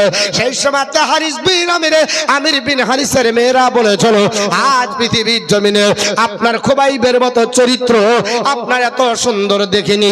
তবে আমার ভয় হয়েছিল যদি হযরতে খুবাইব আমার ছেলেকে মেরে দেয়। হযরতে খুবাইব বলেছিল, ও আমির বিন হারিসের মেয়েরা, শুনে রেখে দাও, তোমার ছেলেকে মারবো এটা ইসলাম শিক্ষা দেয়নি। ইসলাম আপনার শিক্ষা দিয়েছে প্রতিরোধ করার, তার বলে বাচ্চার বড় নয়। যুদ্ধের ময়দানে ইসলাম গেছে, বৃদ্ধর পরে যুদ্ধ করা হয়নি, বৃদ্ধকে তরবারি মারা হয়নি। আপনার বলা হয়েছে মেয়েদের ওপর তরবারি চালানো হয়নি, বাচ্চাদেরকে মারা হয়নি। কারণ হযরতে আমির হামজা বলেছিলেন, আমি হিন্দাকে নাগালে পেয়েছিলাম, তা সত্য পৃথিবীর জমিনে আমি হিন্দার ওপর থেকে আপনার তরবারি তুলে নিয়েছিলাম। কেন তুলেছিলে? বলে একজন মহিলাকে মেরে আজ পৃথিবীর জমিনে আমি আপনার বলা হয়েছে নবীর শান ছোট করব। আল্লাহর আপনার বলা হয়েছে ইসলাম ধর্মের শান ছোট করব, এটা হবে না। ইসলাম প্রাধান্য দেয় না নিরীহ নারীদের মারা যাবে না।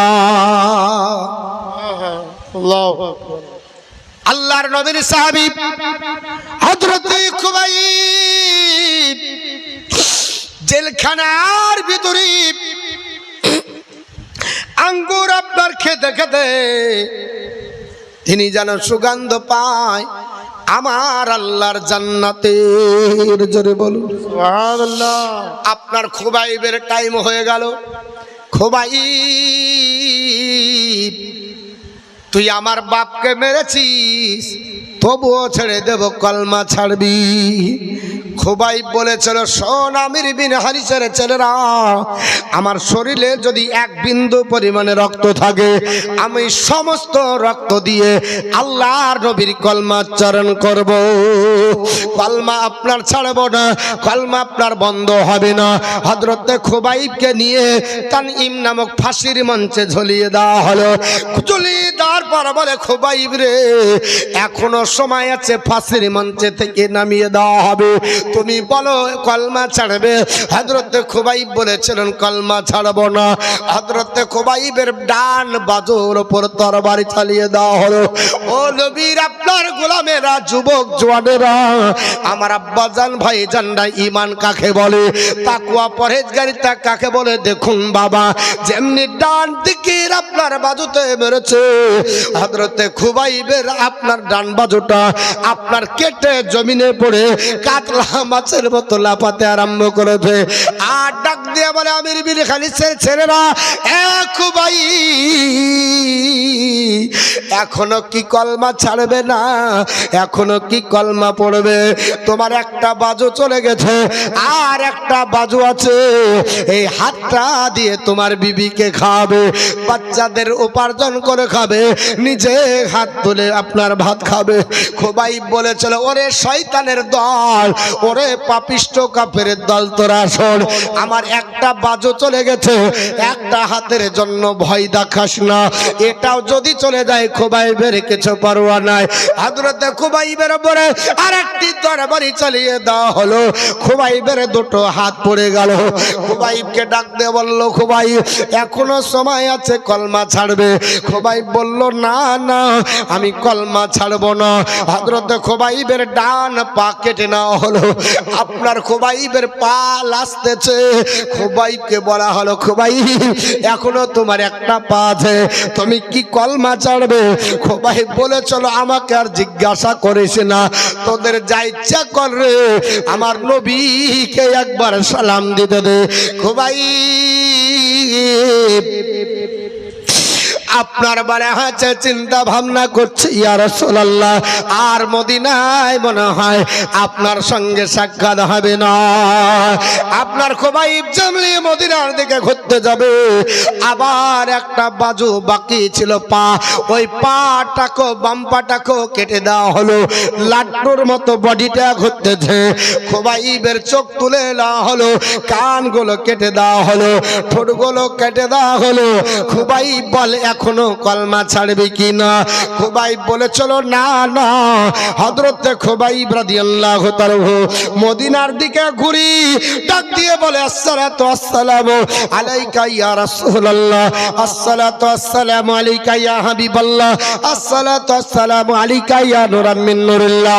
এই বলে যেমনি সালাম দিয়েছে, আমার নবী মসজিদে নববীর মিম্বারে ছিলেন, আল্লাহর নবী বলতেছেন ওয়া আলাইকুমুস সালাম, জোরে বল সুবহানাল্লাহ। সাহাবীরা ডাক দিয়ে বলল নবীজি ওগো আল্লাহর পয়গম্বর, কোন সাহাবী আপনার কাছে আসেনি, আপনি কেন সালামের উত্তর দিলেন? কার সালামের? আমার নবীর গাল বেয়ে বেয়ে পানি পড়তেছে। হযরতে জুবাইর বিন আওয়াম মিকদাদ বিন আসওয়াদ বলল নবীজি ফিদাকা আবিয়া উম্মি, নবী গো আপনার চোখের পানি দেখতে পারি না। ইয়া রাসূলুল্লাহ কাঁদেন কেন বলে দেন।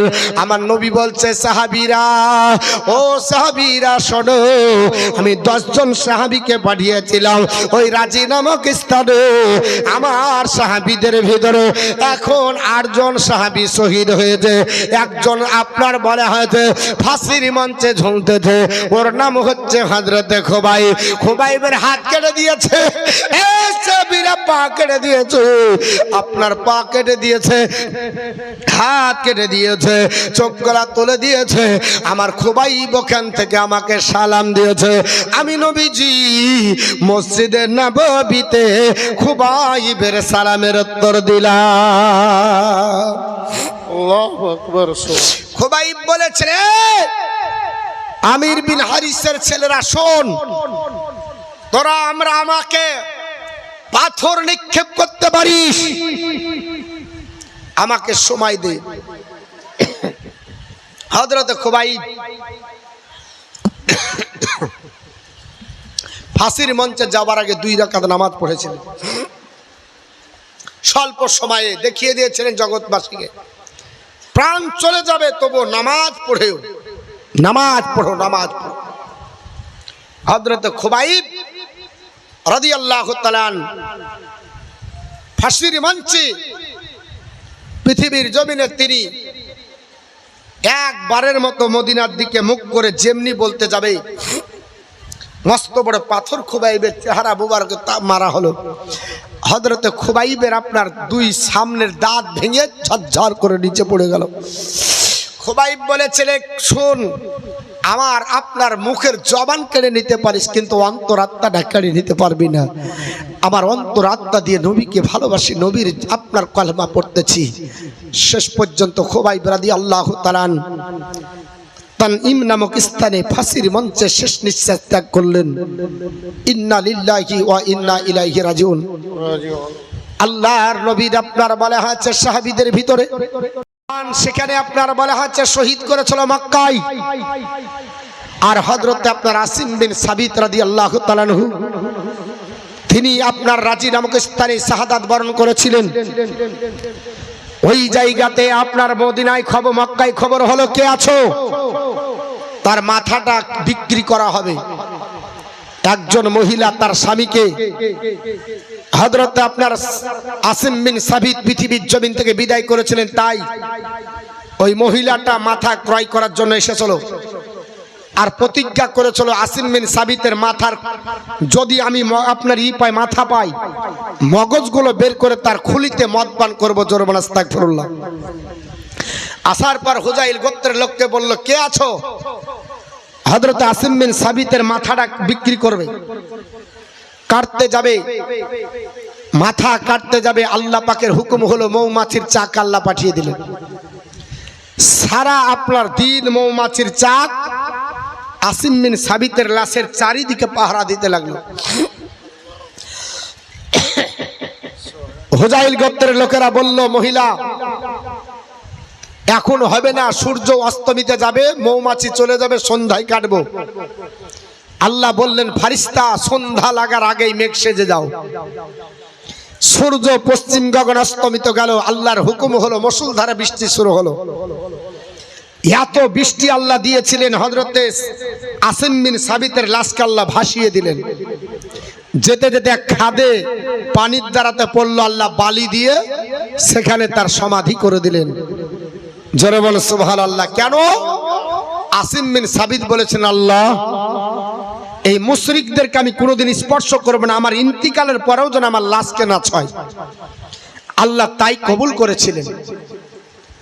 হযরতে আপনার বিশ্বনবী মসজিদে নববীতে ঘোষণা দিলেন, সাহাবারা কেউ আছো তোমরা আমার খুবাইবকে তানঈম নামক ফাঁসির মঞ্চ থেকে পারবে, আমি রাসূলুল্লাহ তাদেরকে জান্নাতের সার্টিফিকেট দেব। আল্লাহর নবীর সাহাবী হযরত আপনার বলা হয়েছে জুবায়ের বিন আওয়াম এবং মিকদাদ বিন আসওয়াদ, দুইজন সাহাবী বলল, নবীজি সাক্ষী থাকেন, শরীরের এক ফোঁটা বিন্দু রক্ত দিয়েও হলো আপনার সাহাবী লাশ আপনার নামিয়ে দেব। খুবাইবের লাশ তানঈম নামক ফাঁসির মঞ্চে ঝুলতেছি, একা করে 40 দিন পর্যন্ত। কতদিন? 40 দিন হয়ে গেল। 40 দিন পর্যন্ত তাজা রক্ত ঝরছে, তাহলে মরা না তাজা? জোরে বলুন। মানুষ যদি মারা যায় একদিন পাশে দাঁড়িয়ে থাকতে পারবে না, 2 দিন হলে গন্ধ হয়ে যাবে, 3 দিন হলে পচন হবে। আল্লাহর নবীর সাহাবী হযরত খুবাইবকে আমির বিন হারিসের ছেলেরা 70 জন প্রহরী লাগালো। মাইনা আপনার দিল, বলল 70 জন প্রহরী মুসলমানরা লাশটা নিয়ে পারে না, জানো নিয়ে যাই, তোমরা পাহারা দাও। 40 দিন ধরে পাহারা দেয়, লাশ যেন পরে নিয়ে যেতে পারে। আল্লাহর নবীর 2 জন সাহাবী জুবায়ের বিন আওয়াম এবং মিকদাদ বিন আসওয়াদ তারা এসে দেখে 40 দিন ধরে 70 জন পাহাড়ে দিচ্ছে। আল্লাহর কাছে দোয়া করলেন, আল্লাহ এখান থেকে নিয়ে যাব কি করে আল্লাহ? আল্লাহ পাকের হুকুম হয়ে গেল, 70 জনের একসাথে ঘুম চলে এসেছে। 40 দিন ধরে ঘুম নাই, আর একই সাথে 70 জন ঘুম চলে এসেছে। আল্লাহর নবীর সাহাবী জুবায়ের বিন আওয়াম, মিকদাদ বিন আসওয়াদ তাড়াতাড়ি ফাঁসির মঞ্চে থেকে খুবাইবের লাশটা লাবার পরে ঘোড়ার উপর নিয়ে চলতে লাগলেন। অনেক দূরে গেছেন, ঘুম ভাঙলো। আমির বিন হারিসের লোকেরা বলল, 70 জন ব্যক্তিকে মাইনা দিয়ে বসে রেখেছি, 40 দিন ধরে পাহারা দাও, মুসলমানের লাশ চুরি হলো কি করে? তাড়াতাড়ি খোঁজ লাগাও, না হলে চাকরিও যাবে, প্রাণও যেতে পারে। চতুর্দিকে খুঁজতে লাগলো। আপনার ঘোড়দৌড় চলতেছে, লাশ আপনার যেহেতু হাত কাটা পা কাটা, এই লাশ নিয়ে যেতে কষ্ট হচ্ছিল। এবার রাস্তাতে দেখা গেল তারা যেন কাছে চলে আসছে। আল্লাহর নবীর সাহাবী জুবায়ের বিন আওয়াম মিকদাদ বিন আসওয়াদকে বলল, ভাই নবী বলেছে লাশ আনতে ফাঁসির মঞ্চে থেকে পারতে, কিন্তু যদি লাশ নিয়ে বাড়ি যেতে যায় তাহলে এরা আসছে 70 জন, আমাদেরকেও শহীদ করে দেবে, কি করা যায় যুক্তি আপনার বের করো। সঙ্গে সঙ্গে আল্লাহর উপর ডিপেন্ড করে জমিনে লাশটা রেখে দিয়েছে। যেমনি রেখে দেওয়া, আল্লাহর হুকুম হলো জমিন 2 ভাগ হয়ে গেল। জোরে বল সুবহানাল্লাহ। জমিন 2 ভাগ হয়ে গেল, আর লাশ জমিনের নিচে চলে গেল। আল্লাহ জমিন আবার এক হয়ে গেল। আল্লাহর নবীর সাহাবী 2 জন সাহাবী তারা লাশ দাফন সেখানে করে দিলেন। আপনার কোদাল লাগলো না, কোন আপনার বলে হয়েছে মানুষ লাগলো না, অটোমেটিক জমিন ফেড়ে গেল। জমিন নিজের বুকে জায়গা দিল। আল্লাহ পাকের বান্দা আল্লাহর নবীর সাহাবী খুবাইবের দাফন হয়ে গেল। আমার নবী তার টাইটেল দিয়েছেন বালিউল আরদ বলে, জমিন যাকে বুকে ধারণ করেছিলেন। আল্লাহর নবীর সাহাবীরা দুইজন সাহাবী আপনার চলতেছেন, এরা 70 জন ঘেরাও করে বলল, তোমরা লাশ নিয়ে এসেছো। তিনারা বললেন, কই লাশ দেখো, যদি লাশ পাও তাহলে আমাদের কাছে খোঁজ করো, আর না পেলে তোমরা আমাদের সঙ্গে যুদ্ধ করো। লাশ পাওয়া গেল না। দুইজন সাহাবী আপনার বলা হয়েছে তিনারা আসতে লাগলেন, ওরাও আপনার বাড়ি ফিরে চলে গেল। আল্লাহর নবীর দরবারে আসবেন, আমার নবী মসজিদে নববীর মিম্বরে ছিলেন, ইন্তজার করছেন লাশ আসবে। জিবরিল হাজির হয়ে গেল, নবীজি আপনার সাহাবীর আসছে গো নবী, তবে খুবাইবের লাশ পড়া হয়েছে, আপনার দরবারে আনতে পারেনি। লাশটা আপনার জমিনে মধ্যবর্তী রাস্তাতে দাফন হয়ে যায়। আমার নবী বললেন, বালিউল আর এ আমার আপনার বলা হয়েছে সাহাবীরা, তোমরা যেহেতু আপনার বলা হয়েছে লাশটা পেরেছো, আমিও তোমাদের প্রতি রাজি, আল্লাহও রাজি। জিবরিল খবর দিয়ে গেলেন। সুবহানাল্লাহ, সুবহানাল্লাহ। মুসলমান, আমরা কি দিয়েছি? আমরা কিছুই দিতে পারিনি। সাহাবীরা বিবি বাচ্চা ঘর বাড়ি জমি জায়গা সব দিয়ে ইসলামকে উঁচু করেছে, ইসলামকে প্রচার করেছেন। শহীদ হয়ে নিজের বিবিকে বিয়ে করেছেন, বাচ্চাদের এতিম বানিয়েছে। আল্লাহর কোরআন বলে, ইন্নাল্লাহা আস্তারা মিনাল মুমিনিনা আনফুসাহুম ওয়া আমওয়ালাহুম বিআন্না লাহুমুল জান্নাহ। আমি আল্লাহ পাক ঈমানদারদের জান আর মালকে কিনে নিয়েছি জান্নাতের বিনিময়ে। ঈমানদাররা জান দিবে, আমি আল্লাহ জান্নাত দেব। ঈমানদাররা আমার রাস্তাতে মাল দিবে, আমি আল্লাহ জান্নাত দেব। যদি আমাদের জান দেওয়া সম্ভব হয় জান দেব। এখনো জান দেওয়ার মতো পরিস্থিতি যেহেতু হয়নি, তবে মাল দেওয়ার পরিস্থিতি বাকি নাই, সব সময় দেওয়া যায়।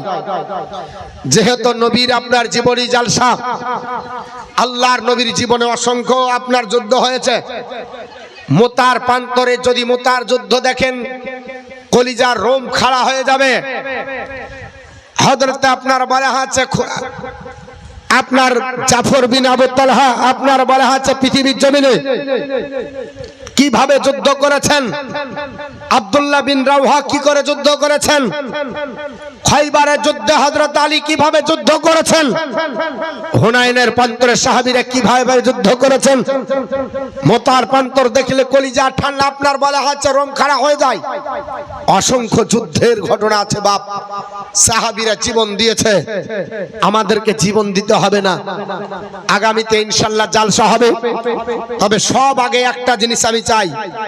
7 দিন জালসা হলো, এই 7 দিনে জালসার কি পরিণতি হলো, আমি আল্লাহর বান্দীদের কাছ থেকে একটা বেনামাজি মা আগামী কাল থেকে নামাজ পড়বো, এই অতি আমার কাছে প্রতিশ্রুতি দিতে হবে।